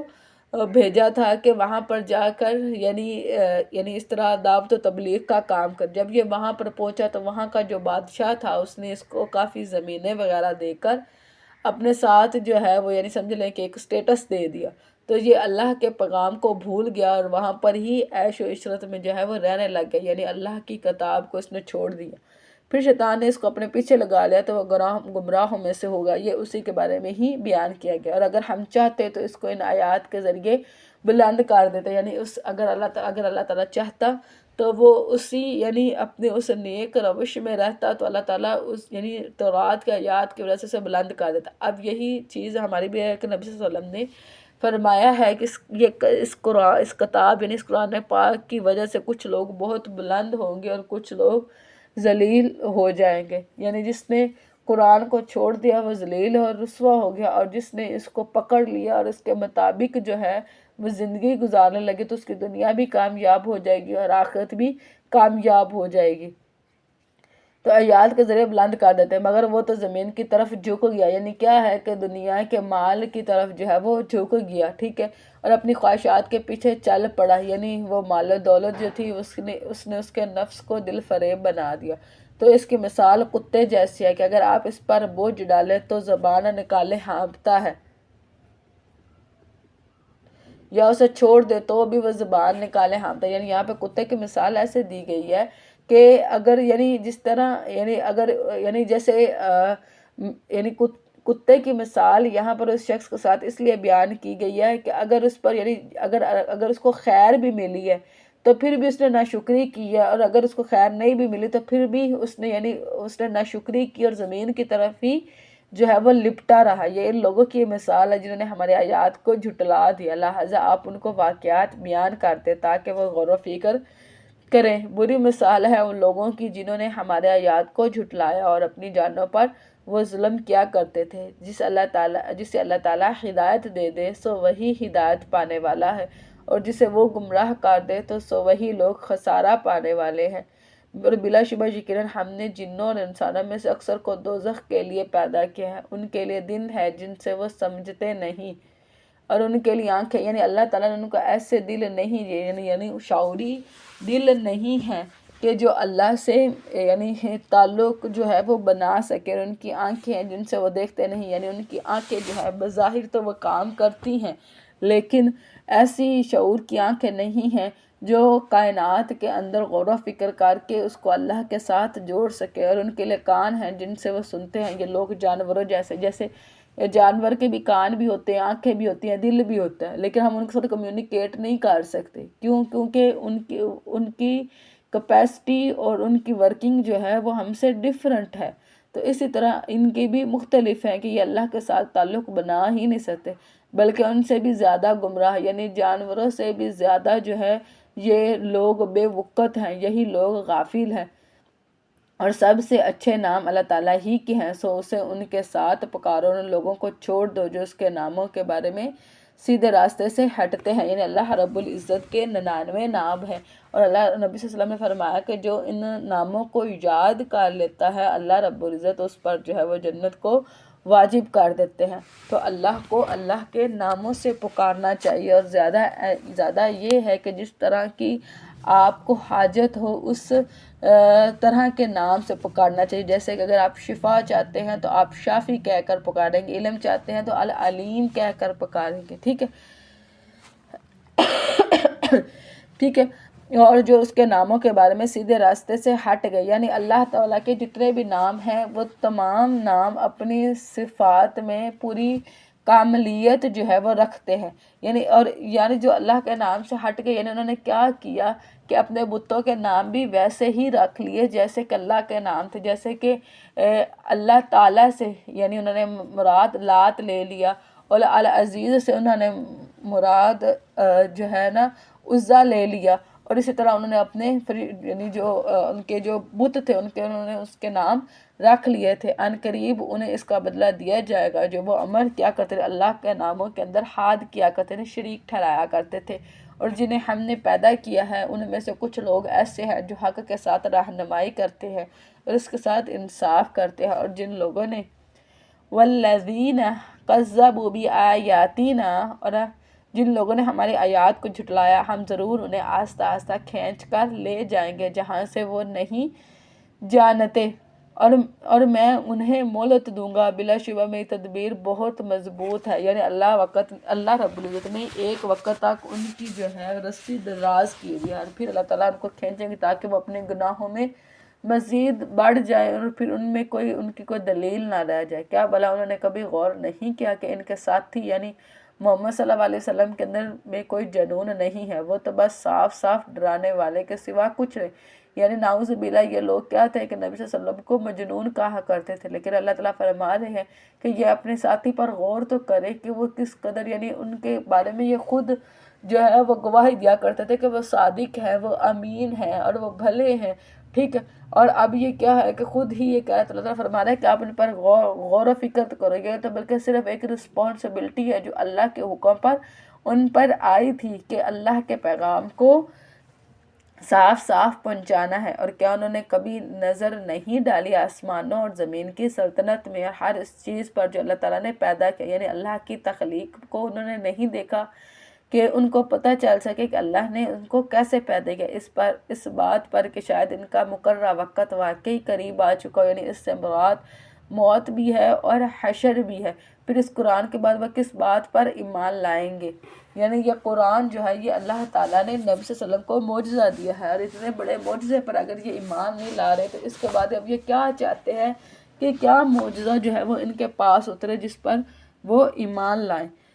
جس کو اللہ تعالیٰ گمراہ کر دے تو اس کو راستہ دکھانے والا کوئی نہیں، اور وہ ان کی سرکشی میں چھوڑ دیتا ہے کہ وہ بھٹکتے پھرتے ہیں۔ وہ آپ سے قیامت کے بارے میں پوچھتے ہیں کہ اس کا قیام کب ہوگا، یعنی یہ صحابی تھے جو نبی صلی اللہ علیہ وسلم سے پوچھتا تھا کہ قیامت کب آئے گی، تو نبی صلی اللہ علیہ وسلم نے پوچھا تھا کہ تم نے اس کے لیے کیا جمع کر رکھا ہے، تو انہوں نے کہا کہ اللہ اور رسول کی محبت جو ہے وہ جمع کی ہوئی ہے۔ تو اس طرح جو یعنی مشرک لوگ تھے وہ بھی اللہ نبی صلی اللہ علیہ وسلم سے قیامت کے بارے میں جو ہے وہ سوال کیا کرتے تھے۔ قیامت کا جو علم ہے وہ علم الغیب میں سے ہے، یعنی اللہ کے پاس۔ اس طرح جب نبی صلی اللہ علیہ وسلم کے پاس سیدنا جبرائیل علیہ السلام آئے تو انہوں نے پوچھا کہ یا رسول اللہ قیامت کب ہوگی، تو نبی صلی اللہ علیہ وسلم نے فرمایا کہ بتانے والا بھی اتنا ہی جانتا ہے جتنا پوچھنے والا، یعنی اس سے مراد ہے کہ جیسے سیدنا جبرائیل علیہ السلام قیامت نہیں جانتے کہ وہ کب ہوگی، اسی طرح ہی نبی صلی اللہ علیہ وسلم بھی نہیں جانتے قیامت کب قائم ہوگی۔ ہاں اس کی نشانیاں ہیں جیسے ہم نے کل پڑھی تھی، ٹھیک ہے، ان کی نشانیاں ہیں قیامت کی۔ آپ کہہ دیں یقیناً اس کا علم میرے رب ہی کے پاس ہے، اس کے وقت پر اس کے سوا اس سے کوئی ظاہر نہیں کرے گا۔ وہ حادثہ آسمان اور زمین میں بھاری ہے تو وہ اچانک ہی آ جائے گی، یعنی قیامت اتنی اچانک قائم ہوگی کہ ایک حوض لگانے والا اس نے حوض لگایا ہوگا اور ابھی اس میں سے پانی جو ہے اس نے نہیں پیا ہوگا اور قیامت قائم ہو جائے گی۔ اور ایک کپڑا کاٹنے والا جو ہے وہ کپڑا پھیلائے گا اور کینچی رکھے گا اور ابھی اس نے کپڑا نہیں کاٹا ہوگا، لیکن قیامت جو ہے وہ قائم ہو جائے گی۔ اور ایک انسان جو ہے وہ اپنی اونٹنی کا دودھ دوئے گا لیکن ابھی اس نے دودھ پیا نہیں ہوگا، یعنی اتنے لمحے سے بھی پہلے جو ہے وہ قیامت قائم ہوگی، یعنی قیامت اتنی اچانک قائم ہوگی۔ یعنی جب قیامت کی بڑی بڑی نشانیاں جو ہیں وہ ظاہر ہو جائیں گی تو اس کے بعد جو ہے وہ فوراً سے ایک کے بعد دوسری، دوسری کے بعد تیسری، تیسری کے بعد چوتھی، فوراً سے جو ہے وہ قیامت کی نشانیاں ظاہر ہونا شروع ہو جائیں گی۔ وہ آپ سے سوال کرتے ہیں گویا آپ اس کی پوری تحقیق کرنے والے ہیں۔ آپ کہہ دیں بلا شبہ اس کا علم اللہ تعالیٰ ہی کے پاس ہے، لیکن اکثر لوگ نہیں جانتے۔ قُلْ لَا أَمْلِكُ لِنَفْسِي نَفْعًا وَلَا ضَرًّا، آپ کہہ دیں میں اپنی جان کے لیے کسی نفع اور نقصان کا مالک نہیں ہوں، مگر جو اللہ تعالیٰ چاہے، اور اگر میں غیب جانتا ہوتا تو میں ضرور بھلائیوں میں سے بہت زیادہ حاصل کر لیتا اور مجھے کوئی تکلیف تک نہ چھوتی۔ یعنی جب وہ نبی سے علم الغیب کے بارے میں پوچھتے ہیں تو نبی صلی اللہ علیہ وسلم فرماتے ہیں کہ مجھے بھی علم الغیب نہیں ہے، اگر مجھے علم الغیب ہوتا تو اس کے مطابق میں بھی غیب میں سے بہت ساری چیزیں دیکھ لیتا کہ کون سی چیزیں جو ہے وہ مجھے تکلیف پہنچا سکتی ہیں اور کون سی چیزیں جو ہے وہ مجھے نفع پہنچا سکتی ہیں۔ تو میں کیا کرتا کہ جو نفع والی چیزیں ان کو تو اپنے لیے کر لیتا اور جو نقصان والی چیزیں ہیں ان سے میں احتیاط برت لیتا، یعنی اس طرح مجھے بہت زیادہ بھلائیاں مل لیتی اور مجھے کوئی تکلیف تک نہ چھوتی، یعنی اس طرح میرے اوپر کوئی بھی آزمائش نہ آتی۔ نہیں ہوں میں مگر ایک ڈرانے والا۔ لیکن اللہ نے مجھے علم الغیب نہیں دیا، بلکہ میری ذمہ داری تو یہ ہے کہ میں لوگوں کو ان کے گناہوں پر ڈراؤں کہ اللہ کا عذاب جو ہے وہ وارد ہوگا، اور خوشخبریاں دینے والے جو نیک اعمال کرتے ہیں ان کو جنت کی خوشخبریاں دو، اور ان لوگوں کے لیے جو ایمان لاتے ہیں، جو اللہ پر ایمان لے کر آئے ہیں۔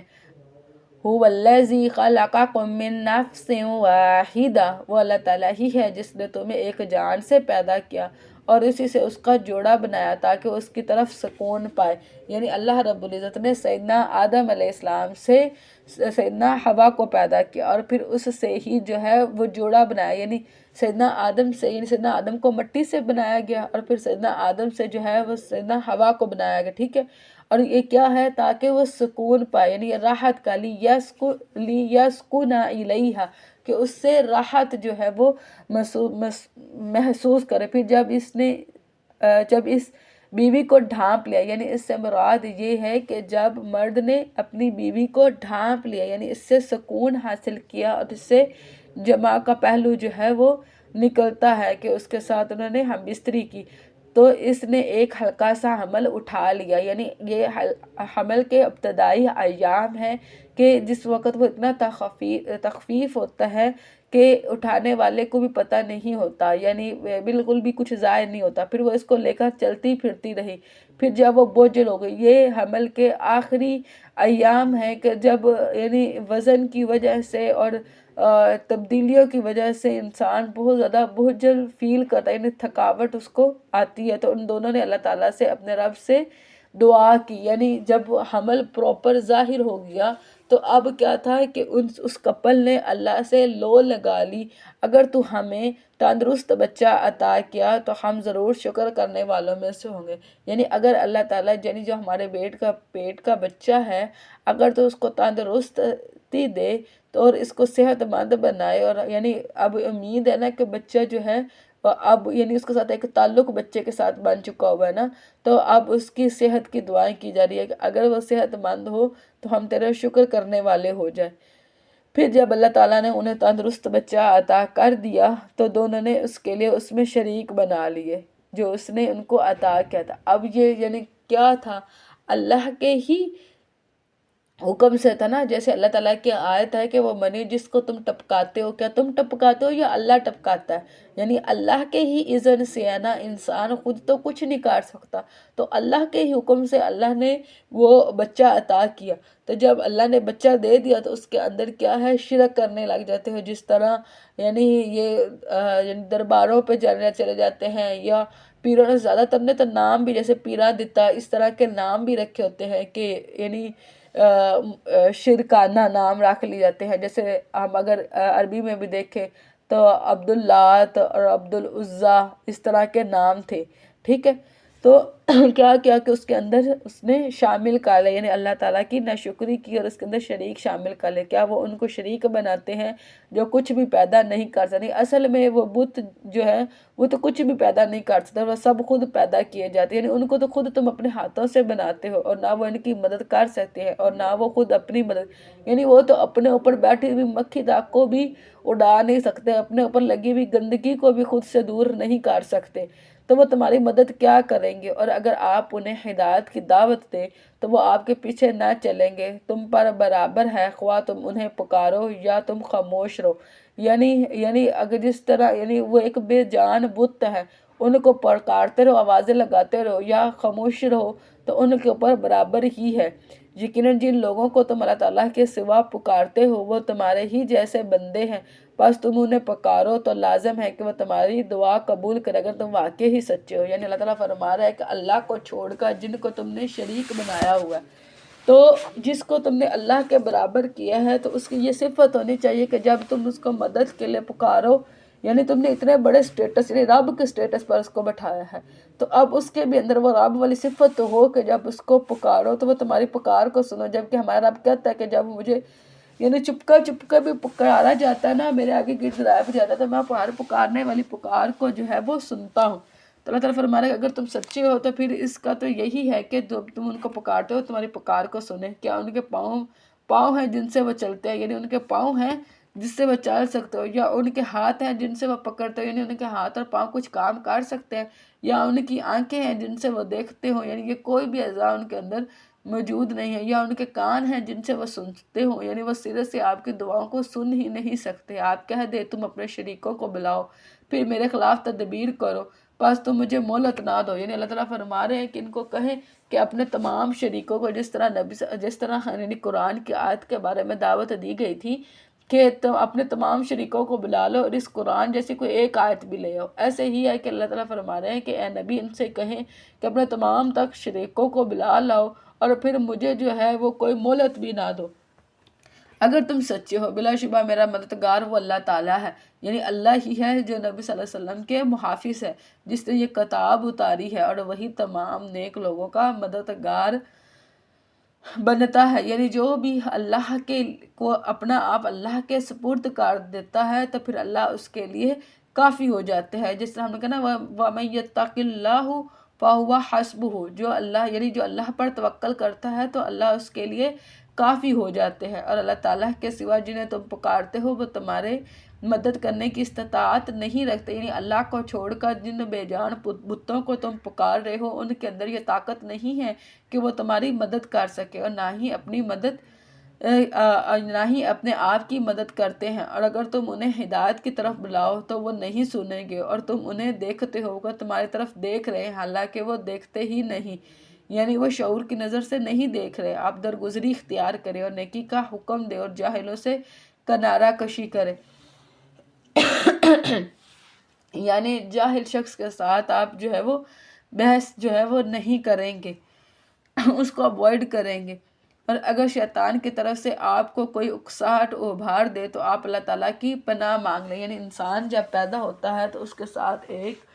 شیطان جن ہوتا ہے اور ایک نیک فرشتہ ہوتا ہے۔ نیک فرشتہ جو ہے اس کو اللہ کے حکم سے خیر کی طرف جو ہے وہ اکساتا ہے، اور جو شیطان ہے وہ برائی کی طرف اکساتا ہے۔ تو اللہ تعالیٰ فرما رہے ہیں کہ جب بھی تمہیں کوئی اس طرح برائی جو ہے یا غلط گمان جو ہے یا کسی کی طرف تم مائل ہونے لگ جاؤ تو فوراً سے اللہ کی پناہ میں آیا کرو، یعنی تعوذ پڑھ لیا کرو۔ انہ السمیع العلیم، اور بے شک اللہ تعالیٰ سننے والا اور جاننے والا ہے کہ اللہ کے بندے اس سے پناہ طلب کر رہے ہیں۔ یقیناً جو لوگ اللہ تعالیٰ سے ڈر گئے، جب انہیں شیطان کے اثر سے کوئی برا خیال چھو بھی جاتا ہے تو وہ فوراً چونک پڑتے ہیں، یعنی ان کے ذہن میں کوئی برائی، یعنی جس طرح ہم بیٹھے ہو تو کبھی کبھی ذہن میں کوئی چیز، یعنی ہمیں پتہ بھی ہے کہ جیسے کوئی سانگ ہے، کوئی ڈرامہ ہے، یا کوئی بھی اس طرح کی کوئی یعنی گناہ کی چیز ہے، اس کا خیال ذہن میں آ گیا تو ایک اگلے ہی لمحے فوراً سے انسان کو یہ یاد آتا ہے کہ نہیں یہ تو بڑی غلط چیز ہے،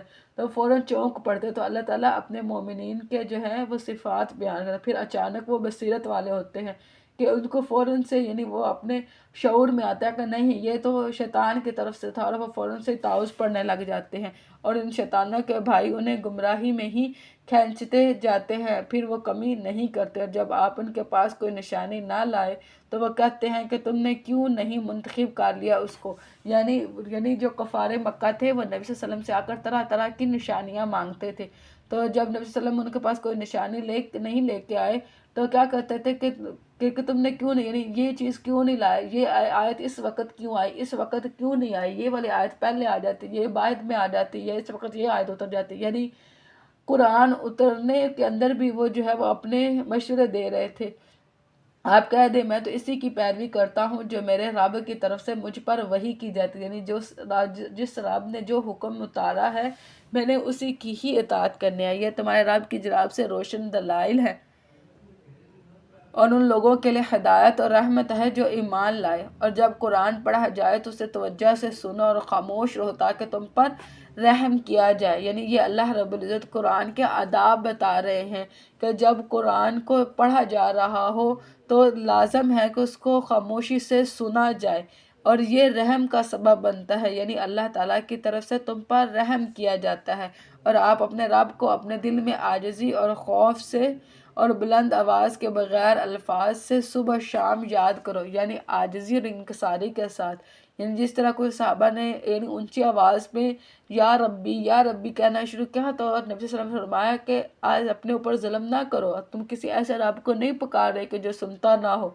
تو تم جو ہے وہ یعنی خوف سے، جس طرح سیدنا زکریا کہتے کہ اس نے چپ کے اپنے رب کو پکارا، تو یعنی خوف سے، اور یعنی تعلق خوف کا ہونا، یعنی آپ کے دل میں لو لگی ہوئی ہو اللہ کے ساتھ آپ کے دل کی، ٹھیک ہے، اور چپ کے بھی اللہ کو پکارو گے کسی صبح کے وقت اور شام کے وقت، یعنی یہ کیا ہے شام کا وقت والے اسال، یعنی یہ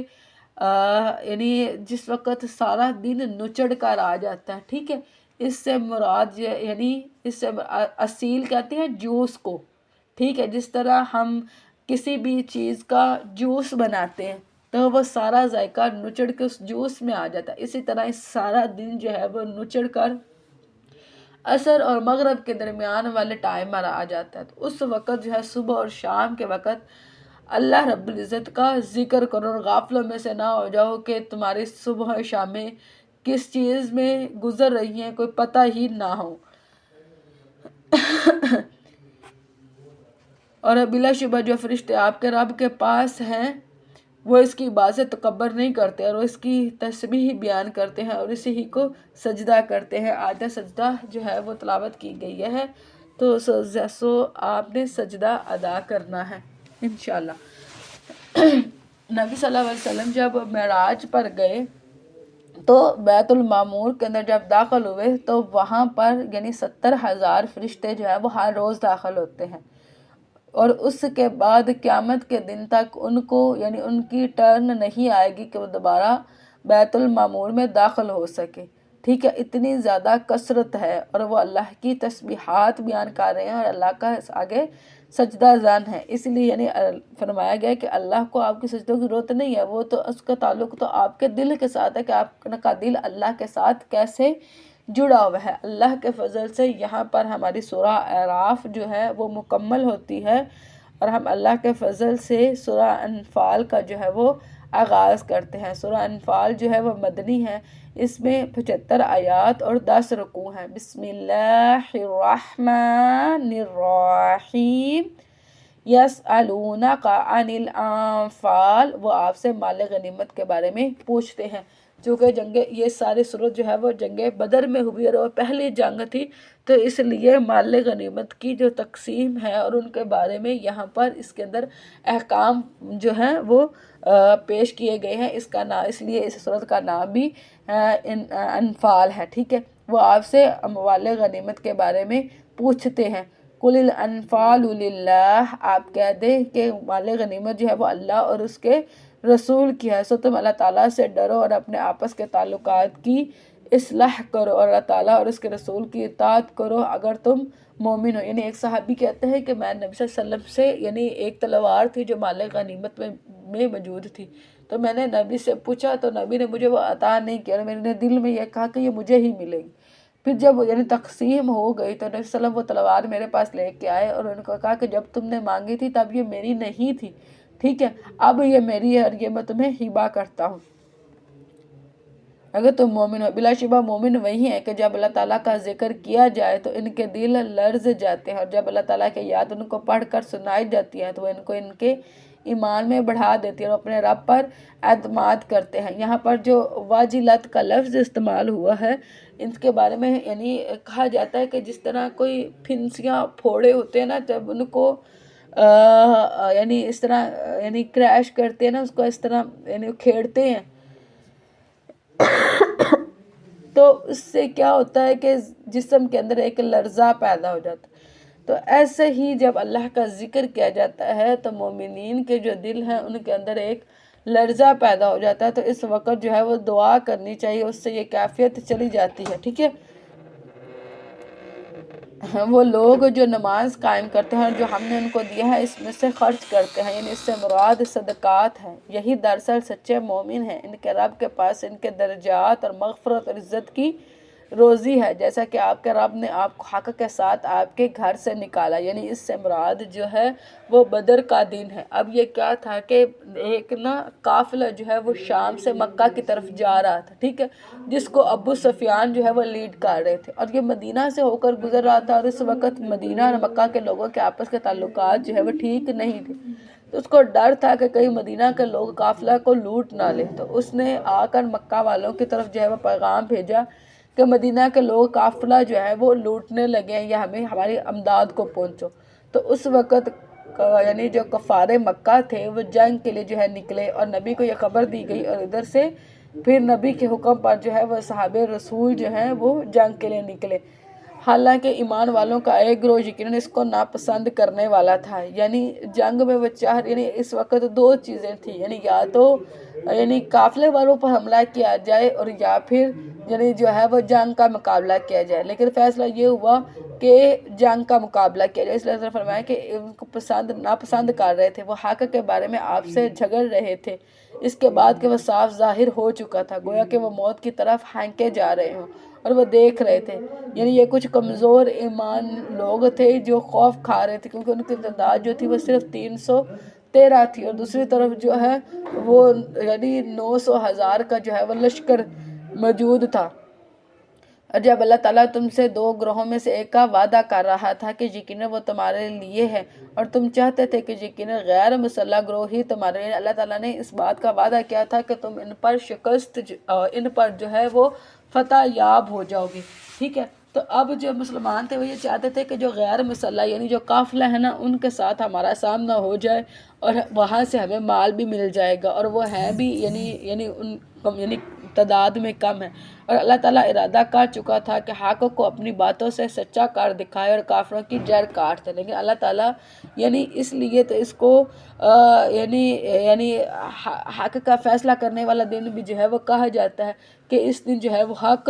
ثابت ہو گیا تھا. تو اللہ تعالیٰ چاہتے تھے کہ کافروں کے ساتھ مقابلہ کیا جائے تاکہ حق جو ہے وہ ظاہر ہو جائے اور باطل جو ہے وہ بھی ظاہر ہو جائے،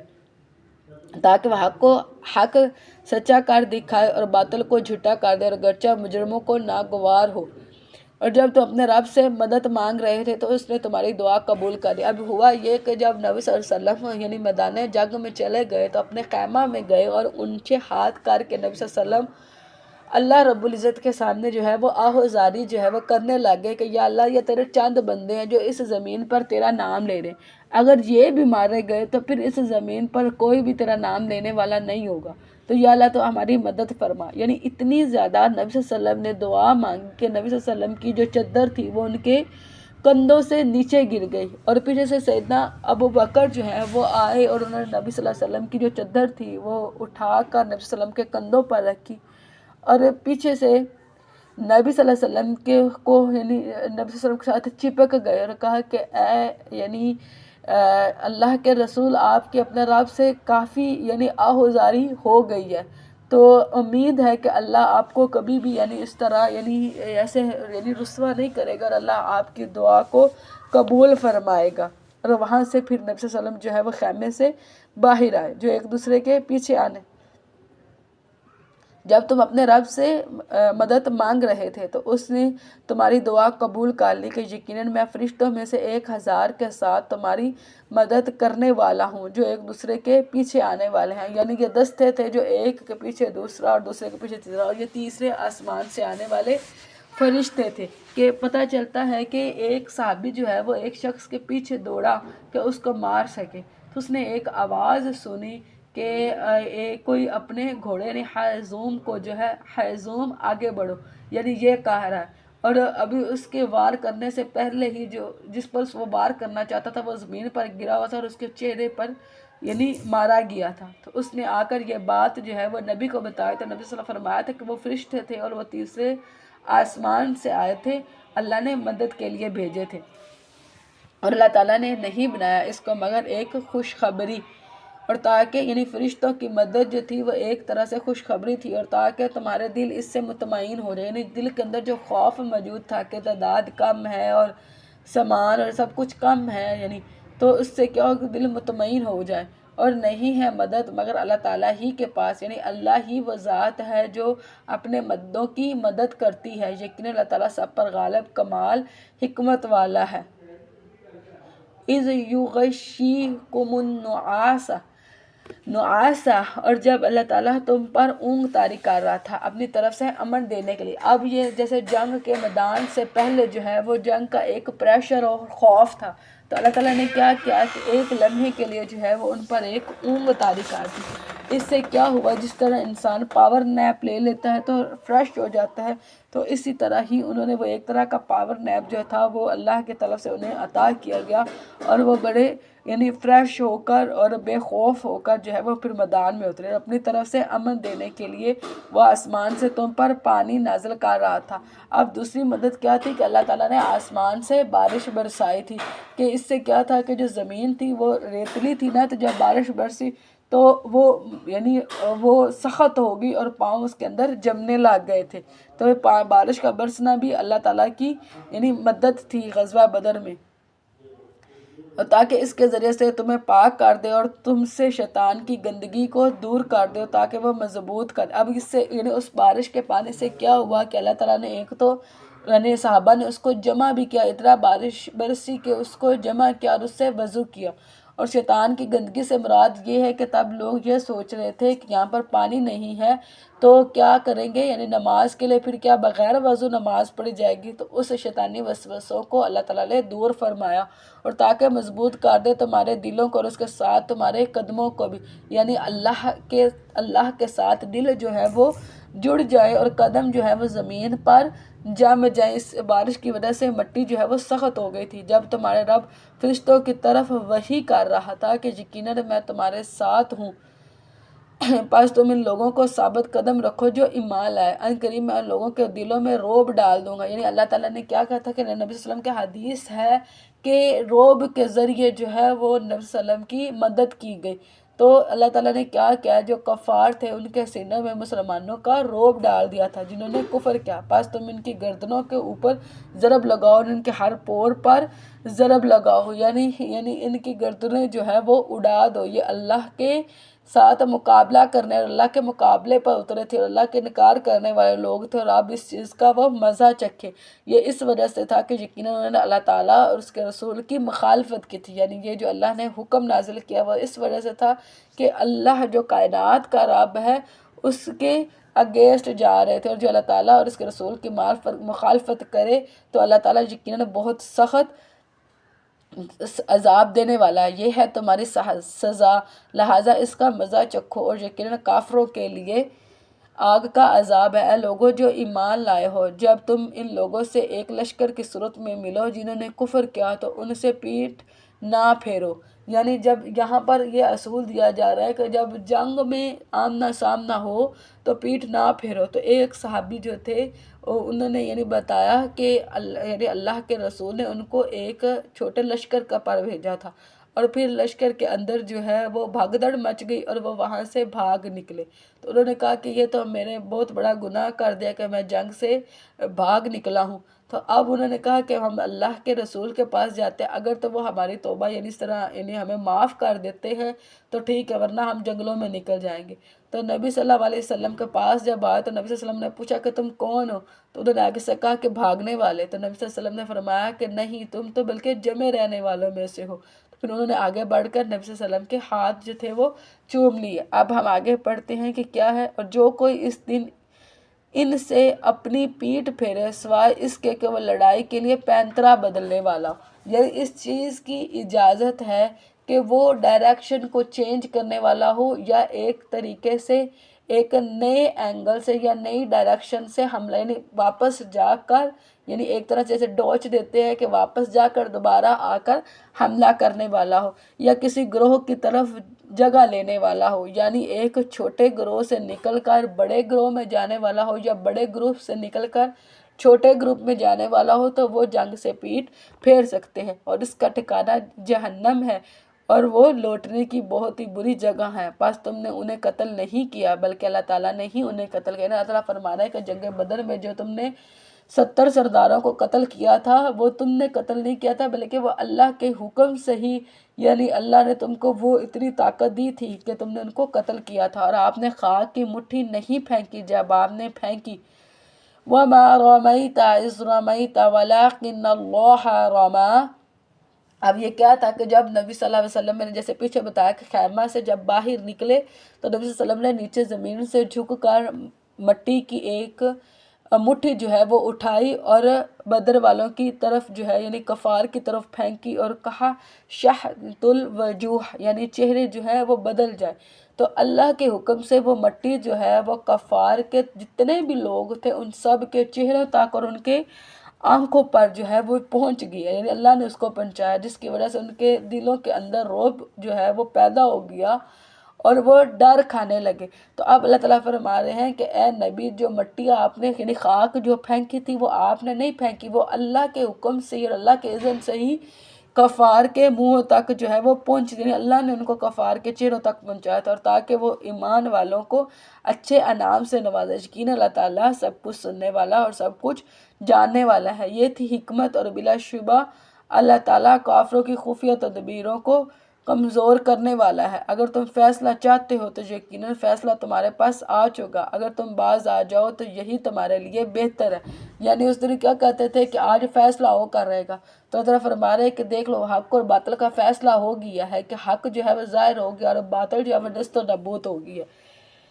اور اگر تم دوبارہ کرو گے تو ہم بھی دوبارہ کریں گے، یعنی اگر تم نے دوبارہ ایسی ہی جنگ کا ارادہ کیا تو مسلمان بھی دوبارہ تم سے جنگ کریں گے، اور تمہارا گروہ تمہارے ہرگز کسی کام نہ آئے گا، اگرچہ وہ بہت زیادہ ہو، یعنی اگر چاہے تمہاری تعداد کتنی بھی زیادہ ہو جائے تم اللہ کا مقابلہ تو نہیں کر سکتے، کیونکہ مومنین کے ساتھ اللہ رب العزت ہے، اور یقیناً اللہ تعالیٰ ایمان والوں کے ساتھ ہے۔ اے لوگو جو ایمان لائے ہو، اللہ تعالیٰ اور اس کے رسول کی اطاعت کرو اور اس سے منہ نہ موڑو جب کہ تم سنتے ہو، یعنی اللہ تعالیٰ اور اس کے رسول جن چیزوں کا تمہیں احکام دیتے ہیں ان کو بجا لاؤ، اور تم ان لوگوں کی طرح نہ ہو جاؤ جنہوں نے کہا کہ ہم نے سنا، حالانکہ وہ نہیں سنتے تھے، یعنی اپنے انبیاء کی بات کو نہیں مانا کرتے تھے۔ یقیناً اللہ تعالیٰ کے نزدیک بدترین جانور بہرے گونگے لوگ ہیں جو سمجھتے نہیں، یعنی یہ وہ لوگ ہیں جن کے اندر شعوری دماغ نہیں ہے، یعنی ان کے اندر ایسی عقل نہیں ہے کہ وہ اللہ کو پہچان سکے، اور اگر اللہ تعالیٰ ان میں کوئی بھلائی جانتا تو وہ ضرور انہیں سنواتا، اور اگر وہ انہیں سنوا بھی دیتا تو بھی وہ ضرور منہ پھیر جاتے ہیں۔ یعنی وہ سن بھی لینا، یعنی جس طرح کفار کے بارے میں آتا تھا کہ وہ قرآن کو سننے کے لیے آیا کرتے تھے چپ کے، اور وہ سنتے بھی تھے لیکن وہ ان کے دلوں میں نہیں اترتا، تو اس لیے اللہ تعالیٰ فرما رہا ہے اگر ان کو سنوا بھی دیا جائے تو پھر بھی وہ کیا کریں گے، وہ منہ پھیر جائیں گے، اس حال میں کہ وہ بے رخی کرنے والے ہوتے ہیں۔ اے لوگو جو ایمان لائے ہو، اللہ تعالیٰ اور اس کے رسول کی دعوت کو قبول کر لو جب رسول تمہیں اس کے لیے بلائے جو تمہیں زندگی بخشتی ہے۔ یعنی نبی صلی اللہ علیہ وسلم نے اپنے ایک صحابی جو ہے وہ نماز پڑھے تھے، انہیں بلایا تو وہ نماز پڑھتے رہے، تو نبی صلی اللہ علیہ وسلم جب اس نے نماز مکمل کر کہا کہ یا رسول اللہ میں نماز ادا کر رہا تھا، تو اللہ تعالیٰ نبی صلی اللہ علیہ وسلم نے یہ آیت پڑھی کہ کیا تم نے یہ آیت نہیں پڑھی کہ جب اللہ اور اس کا رسول تمہیں بلائے؟ تو اس لیے ضروری ہے کہ جب اللہ کو رسول کو اس کو بلائے تو اس کا جواب دیا جائے۔ اور جان لو کہ یقیناً اللہ تعالیٰ آدمی اور اس کے دل کے درمیان رکاوٹ بن جاتا ہے، اور یقیناً اس کے طرف تم جمع کیے جاؤ گے، یعنی ان تمام انسانوں کے دل جو ہیں وہ اللہ کریم کی 2 انگلیوں کے درمیان ہے کہ اللہ ان کو الٹتا پلٹتا رہتا ہے۔ اس لیے نبی صلی اللہ علیہ وسلم کثرت سے یہ دعا کیا کرتے تھے، یا مقلب القلوب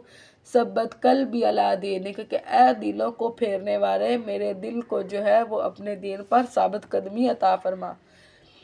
جنہوں نے تم میں سے ظلم کیا، اور جان لو اللہ تعالیٰ جنہوں نے بہت سخت سزا والا ہے، اور یاد کرو جب تم بہت تھوڑے تھے زمین میں نہایت کمزور سمجھے جاتے تھے، یعنی اسلام کے ابتدائی ایام کی بات کی جا رہی کہ جب تمہاری تعداد بہت کم تھی، تم ڈرتے تھے کہ لوگ تمہیں اچک کر لے جائیں، تو اللہ تعالیٰ نے تمہیں جگہ دی، یعنی اس سے مراد ہے مدینہ، کہ اللہ تعالیٰ نے تمہیں ہجرت کر کے مدینہ میں جگہ دی اور اپنی مدد سے تمہیں قوت دی، اور جب فرشتوں کے ذریعے سے تمہیں قوت دی اور تمہیں پاک چیزوں میں سے رزق دیا، یعنی اس سے مراد مال غنیمت ہے کہ نبی سے پہلے تمام امتوں پر مال غنیمت جو ہے وہ حلال نہیں تھا، تمام غنیمت کے مال کو جمع کیا جاتا تھا اور ایک جگہ پر رکھا جاتا تھا، پھر آگ آتی تھی اور اس کو جلا دیتی تھی، ٹھیک ہے، لیکن نبی صلی اللہ علیہ وسلم پر مال غنیمت جو ہے وہ حلال کیا گیا ان کی امتوں پر، تو اللہ تعالیٰ ان کی امت پر، تو اللہ تعالیٰ فرما رہے ہیں کہ اللہ تعالیٰ نے تمہیں پاک رزق دیا تاکہ تم شکر ادا کرو، یعنی اب انسانوں کا یہ حق بنتا ہے کہ وہ اللہ کا شکر ادا کرے۔ اے لوگوں جو ایمان لائے ہو، تم اللہ تعالیٰ اور اس کے رسول کی خیانت نہ کرو اور اپنی امانتوں میں بھی خیانت نہ کرو، حالانکہ تم جانتے ہو۔ یعنی یہ کیا ہوا تھا کہ جب نبی صلی اللہ علیہ وسلم نے ایک صحابی کو یعنی یہودیوں کی طرف بھیجا نا، تو ان یہودیوں نے پوچھا کہ تم بتاؤ، یعنی ان سے رائے لی کہ تم بتاؤ کہ نبی کا فیصلہ ہمارے بارے میں کیا ہوگا، تو انہوں نے اپنی گردن پہ ہاتھ پھیرتے ہوئے یہ کہا کہ یہی فیصلہ ہے جو تم تک پہنچا، یعنی انہوں نے وہ خیانت کی، یعنی وہ بات بتا دی جو ان کو نہیں بتانی چاہیے تھی۔ اس کے بعد ان کو بڑا احساس ہوا اور وہ انہوں نے کیا کیا، اپنے آپ کو مسجد نبی کے ستون کے ساتھ باندھ لیا اور اللہ تعالیٰ سے توبہ استغفار کرنے لگے، کہا کہ تب تک میں اپنے آپ کو اس سے نہیں کھولوں گا اور کھانا نہیں کھاؤں گا جب تک کہ اللہ میری توبہ قبول نہیں کر لیتے، اور یہ 9 دن تک یہ بات چلتی رہی، 9ویں دن اللہ تعالیٰ نے ان کی توبہ قبول کر لی، اور لوگ جو ہیں وہ ان کو مبارکباد دینے کے لیے آئے اور ستون سے انہیں کھولنے لگے، تو انہوں نے کہا میں تب تک نہیں کھلواؤں گا جب تک کہ نبی صلی اللہ علیہ وسلم اپنے ہاتھ سے جو ہے وہ اس کو نہ کھولے۔ پھر نبی صلی اللہ علیہ وسلم آئے، انہوں نے اپنے ہاتھ سے ان کو ستون سے کھولا اور اللہ نے ان کی توبہ قبول کی۔ اس پر فرمایا گیا کہ اللہ اور اس کے رسول کے ساتھ جو امانتیں ہیں ان کی امانت میں خیانت نہ کرو، اور اس سے ایک مراد یہ بھی ہے کہ اللہ اور اس کے رسول کی اطاعت جب نہیں کی جاتی تو وہ ان کے امانت میں خیانت ہے۔ اور جان لو تمہارے اموال اور تمہاری اولاد واقعتاً آزمائش ہے، اور یقیناً اللہ تعالیٰ کے پاس بہت بڑا اجر ہے۔ یا ایھا الذین آمنوا، اے لوگو جو ایمان لائے ہو، اگر تم اللہ تعالیٰ سے ڈرو تو وہ تمہارے لیے حق اور باطل میں فرق کرنے والی قوت بنا دے گا، یعنی انسان کے اندر ایمان کی روشنی ایسی ہوگی کہ اس کو یعنی غلط اور صحیح جو ہے وہ اس کے سامنے واضح ہو جائے گا، اور تمہاری برائیاں تم سے دور کر دے گا، یعنی جو چھوٹے چھوٹے گناہ تم نے پہلے کیے ہیں اللہ تعالیٰ ان کو معاف کر دے گا۔ اور اسی طرح جب یعنی ایک صحابی رسول جو نبی صلی اللہ علیہ وسلم کے پاس آئے تو انہوں نے کہا کہ میں بیعت کرنا چاہتا ہوں، اور جب انہوں نے ہاتھ بڑھایا تو ہاتھ پیچھے کھینچ لیا، تو نبی صلی اللہ علیہ وسلم نے فرمایا کہ تم نے ہاتھ کیوں پیچھے کھینچا ہے؟ تو انہوں نے کہا کہ میں چاہتا ہوں کہ میرے پچھلے گناہ معاف ہو جائے، تو نبی صلی اللہ علیہ وسلم نے فرمایا ہے کہ جو یعنی یہ کلمہ ہے نا، اس سے پچھلے گناہ معاف ہو جاتے ہیں اور اللہ تعالیٰ بہت بڑے فضل والا ہے۔ اور جب وہ لوگ جنہوں نے کفر کیا آپ کے خلاف خفیہ تدبیر کر رہے تھے کہ وہ آپ کو قید کر دے یا قتل کر دے یا جلا وطن کر دے، یہ وہی مشہور جو واقعہ ہوا تھا کہ کفار مکہ نے جو ہے وہ ایک طرح کی ایک بیٹھک رکھی تھی کہ جس کے اندر انہوں نے نبی صلی اللہ علیہ وسلم کو کے بارے میں ڈیفرنٹ رائے دی۔ جو شیطان تھا وہ بوڑھے نجدی کی صورت میں اس میں آیا تھا، اور جس میں پہلی رائے یہ تھی کہ قید کر لیا جائے، یعنی نبی کو قید کیا جائے۔ تو شیطان نے یہ کہا تھا کہ اگر آپ اس کو قید کرو گے تو اس کے ساتھی اس کو چھڑوا لیں گے۔ پھر انہوں نے کہا کیا کہ ان کو جلا وطن کر دیں۔ تو انہوں نے کہا کہ آپ نے دیکھا نہیں کہ نبی کتنے یعنی اعلیٰ اخلاق والا ہے، تو اس کو کچھ مشکل نہیں ہوگی کہ دوسرے سارے عرب کو اپنے ساتھ جمع کر کے تم پر حملہ کر لے۔ تو پھر ابو جہل نے یہ کہا تھا کہ میں اب یہ تجویز کرتا ہوں کہ ہر قبیلے کا جو آدمی ہے اس کا ایک آدمی اپنا ایک نوجوان بھیجے اور اس کے ہاتھ میں تلوار، اور سب ایک ہی دفعہ میں نعوذ باللہ نبی پر جو ہے وہ کود یعنی ٹوٹ پڑے اور نبی کو نعوذ باللہ شہید کر دے۔ تو اس طرح خون سب قبیلوں میں چلا جائے گا، اور مجھے نہیں لگتا کہ بنو ہاشم میں اتنی طاقت ہے کہ وہ سب قبیلوں سے قصاص لے سکے، بس دیکھ کے یہ معاملہ ختم ہو جائے گا۔ تو اس کے بارے میں یہ آیت اتری کہ یہ جلا وطن کر دے، اور وہ خفیہ تدبیریں کر رہے تھے، اور اللہ تعالیٰ بھی خفیہ تدبیر کر رہا تھا، اور اللہ تعالیٰ خفیہ تدبیر کرنے والوں سے بہتر تدبیر کرنے والا ہے کہ اللہ رب العزت نے سیدنا جبرائیل کے ذریعے نبی صلی اللہ علیہ وسلم کو پہلے ہی آگاہ کر دیا، اور نبی صلی اللہ علیہ وسلم نے اپنے بستر پر سیدنا علی کو لٹا کر خود جو ہے وہ وہاں سے چلے گئے، اور جب ان پر ہماری آیات پڑھی جاتی ہیں تو کہتے ہیں یقیناً ہم نے سن لیا، اگر ہم چاہیں تو ضرور ہم بھی اس جیسا کہیں۔ یہ تو پہلے لوگوں کی فرضی کہانیوں کے سوا کچھ بھی نہیں، یعنی یہ کفار جو ہے وہ یہ بات کہتا ہے۔ اور جب انہوں نے کہا کہ اے اللہ اگر واقعی یہ تیری جانب سے حق ہے تو ہم پر آسمان سے پتھروں کی بارش برسا یا کوئی دردناک عذاب ہم پر لے آ، یعنی ابو جہل نے کہا تھا کہ اگر یہ کتاب حق ہے نا تو اس سے تو بہتر یہ ہے کہ آپ ہمارے اوپر یعنی پتھروں کی بارش برسائیں، بالکل ویسے ہی کہ جیسے وہ ابابیلوں کے حالت ہوئی تھی کہ آسمان سے بارش برسائی گئی تھی پتھروں کی۔ اور پھر اس کی موت کے بعد اس کے ساتھ ہوا یہی تھا کہ اس کی اولاد نے اس کو ایک گڑھے کے اندر جو ہے وہ پھینکوا کے اس کے اوپر پتھر ڈال دیے تھے۔ اور اللہ تعالیٰ ایسا نہیں ہے کہ انہیں عذاب دے جب تک کہ آپ ان میں ہوں، یعنی نبی صلی اللہ علیہ وسلم کے لیے دو چیزیں ہیں جو امن کا باعث ہے، یعنی ایک نبی صلی اللہ علیہ وسلم کی موجودگی اور دوسرا استغفار۔ اور بعض حدیث میں آتا ہے کہ ایک نبی صلی اللہ علیہ وسلم کی موجودگی اور ایک نماز، ٹھیک ہے، اور نبی صلی اللہ علیہ وسلم اس دنیا سے رخصت ہو گئے لیکن نماز قیامت تک قائم رہے گی، اس لیے اس امت پر تب تک عذاب نہیں آ سکتا۔ اللہ تعالیٰ ایسا نہیں ہے کہ انہیں عذاب دے جب تک کہ آپ ان میں موجود، یعنی نبی صلی اللہ علیہ وسلم کی موجودگی باعث سے امن ہے، اور اللہ تعالیٰ کو اس وقت بھی عذاب دینے والا نہیں جبکہ وہ بخشش مانگتے ہو۔ یعنی اس مکہ کے اندر ایسے لوگ موجود تھے جو اللہ سے بخشش طلب کرتے تھے۔ جب نبی صلی اللہ علیہ وسلم نے ہجرت کی تو بدر کے موقع پر ان کو یعنی بدر کا جو دن تھا وہ ان کے اوپر عذاب کی طرح ٹوٹا تھا۔ اور کیا ہے ان کے لیے کہ اگر اللہ تعالیٰ انہیں عذاب نہ دے، حالانکہ وہ مسجد حرام سے روکتے ہیں، حالانکہ وہ اس کے متولی نہیں، یعنی وہ نبی کو مسجد حرام میں نماز نہیں پڑھنے دیتے تھے، اس کے متولی نہیں ہیں مگر متقی لوگ، لیکن ان میں سے اکثر لوگ جانتے نہیں ہیں۔ اور بیت اللہ کے پاس ان کی نماز سیٹیاں بجانے اور تالیاں بجانے کے سوا کچھ نہیں تھی۔ یعنی یہ کیا تھا کہ جب نبی صلی اللہ علیہ وسلم نماز پڑھنے کے لیے جاتے تو جو نوجوان تھے وہ اپنے منہ کے اندر جو ہے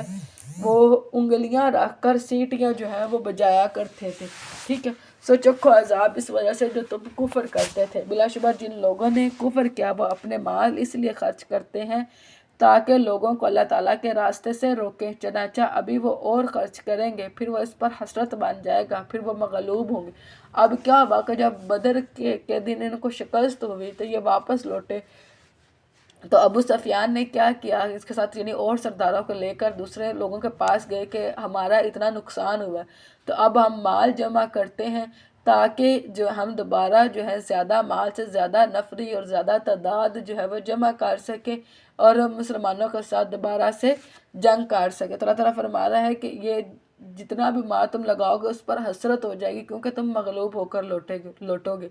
اور جن لوگوں نے کفر کیا ان کو جہنم کی طرف اکٹھا کیا جائے گا تاکہ اللہ تعالیٰ ناپاک کو پاک سے الگ کر دے، یعنی پاک مسلمانوں کو جنت میں اور ناپاک کو جہنم میں ڈال دے، اور ناپاک کے بعض حصے کو بعض پر رکھے۔ پس وہ ان کو ایک اکٹھا ڈھیر بنا دے، جہنم میں اکٹھا کر دے، پھر اس کو جہنم میں ڈال دے، یہی لوگ خسارہ اٹھانے والے ہیں۔ قُلِ الَّذِينَ كَفَرُوا، آپ ان لوگوں سے کہہ دیں جنہوں نے کفر کیا، اگر وہ باز آ جائیں تو جو گزر چکا وہ انہیں بخش دیا جائے گا، اگر وہ دوبارہ کریں گے تو پہلوں کی سنت گزر چکی، یعنی اگر یہ دوبارہ وہی کچھ کریں گے تو ان کے ساتھ بھی وہی کچھ ہوا جیسے پہلے انکار کرنے والوں کا حال ہوا، اور ان سے لڑو یہاں تک کہ کوئی فتنہ باقی نہ رہے اور دین سب کا سب اللہ تعالیٰ ہی کے لیے ہو جائے۔ نبی صلی اللہ علیہ وسلم کی حدیث ہے کہ میری امت کا ایک گروہ ہمیشہ حق پر رہے گا قیامت تک، یعنی یہ کیا ہے کہ یہ اللہ کے لیے جہاد کرتے رہیں گے۔ پھر اگر وہ باز آ جائیں تو یقیناً جو کچھ وہ کرتے ہیں اللہ تعالیٰ اسے خوب دیکھنے والا ہے، اور اگر وہ منہ موڑ لیں تو جان لو یقیناً اللہ تعالیٰ تمہارا دوست ہے، اور وہ سچا دوست ہے اور اچھا مددگار ہے۔ اللہ رب العزت کے فضل سے الحمدللہ یہاں پر ہمارا پارہ جو ہے وہ مکمل ہوتا ہے۔ کسی کا کوئی کوئسچن ہے بیٹا تو وہ آپ پوچھ لیں۔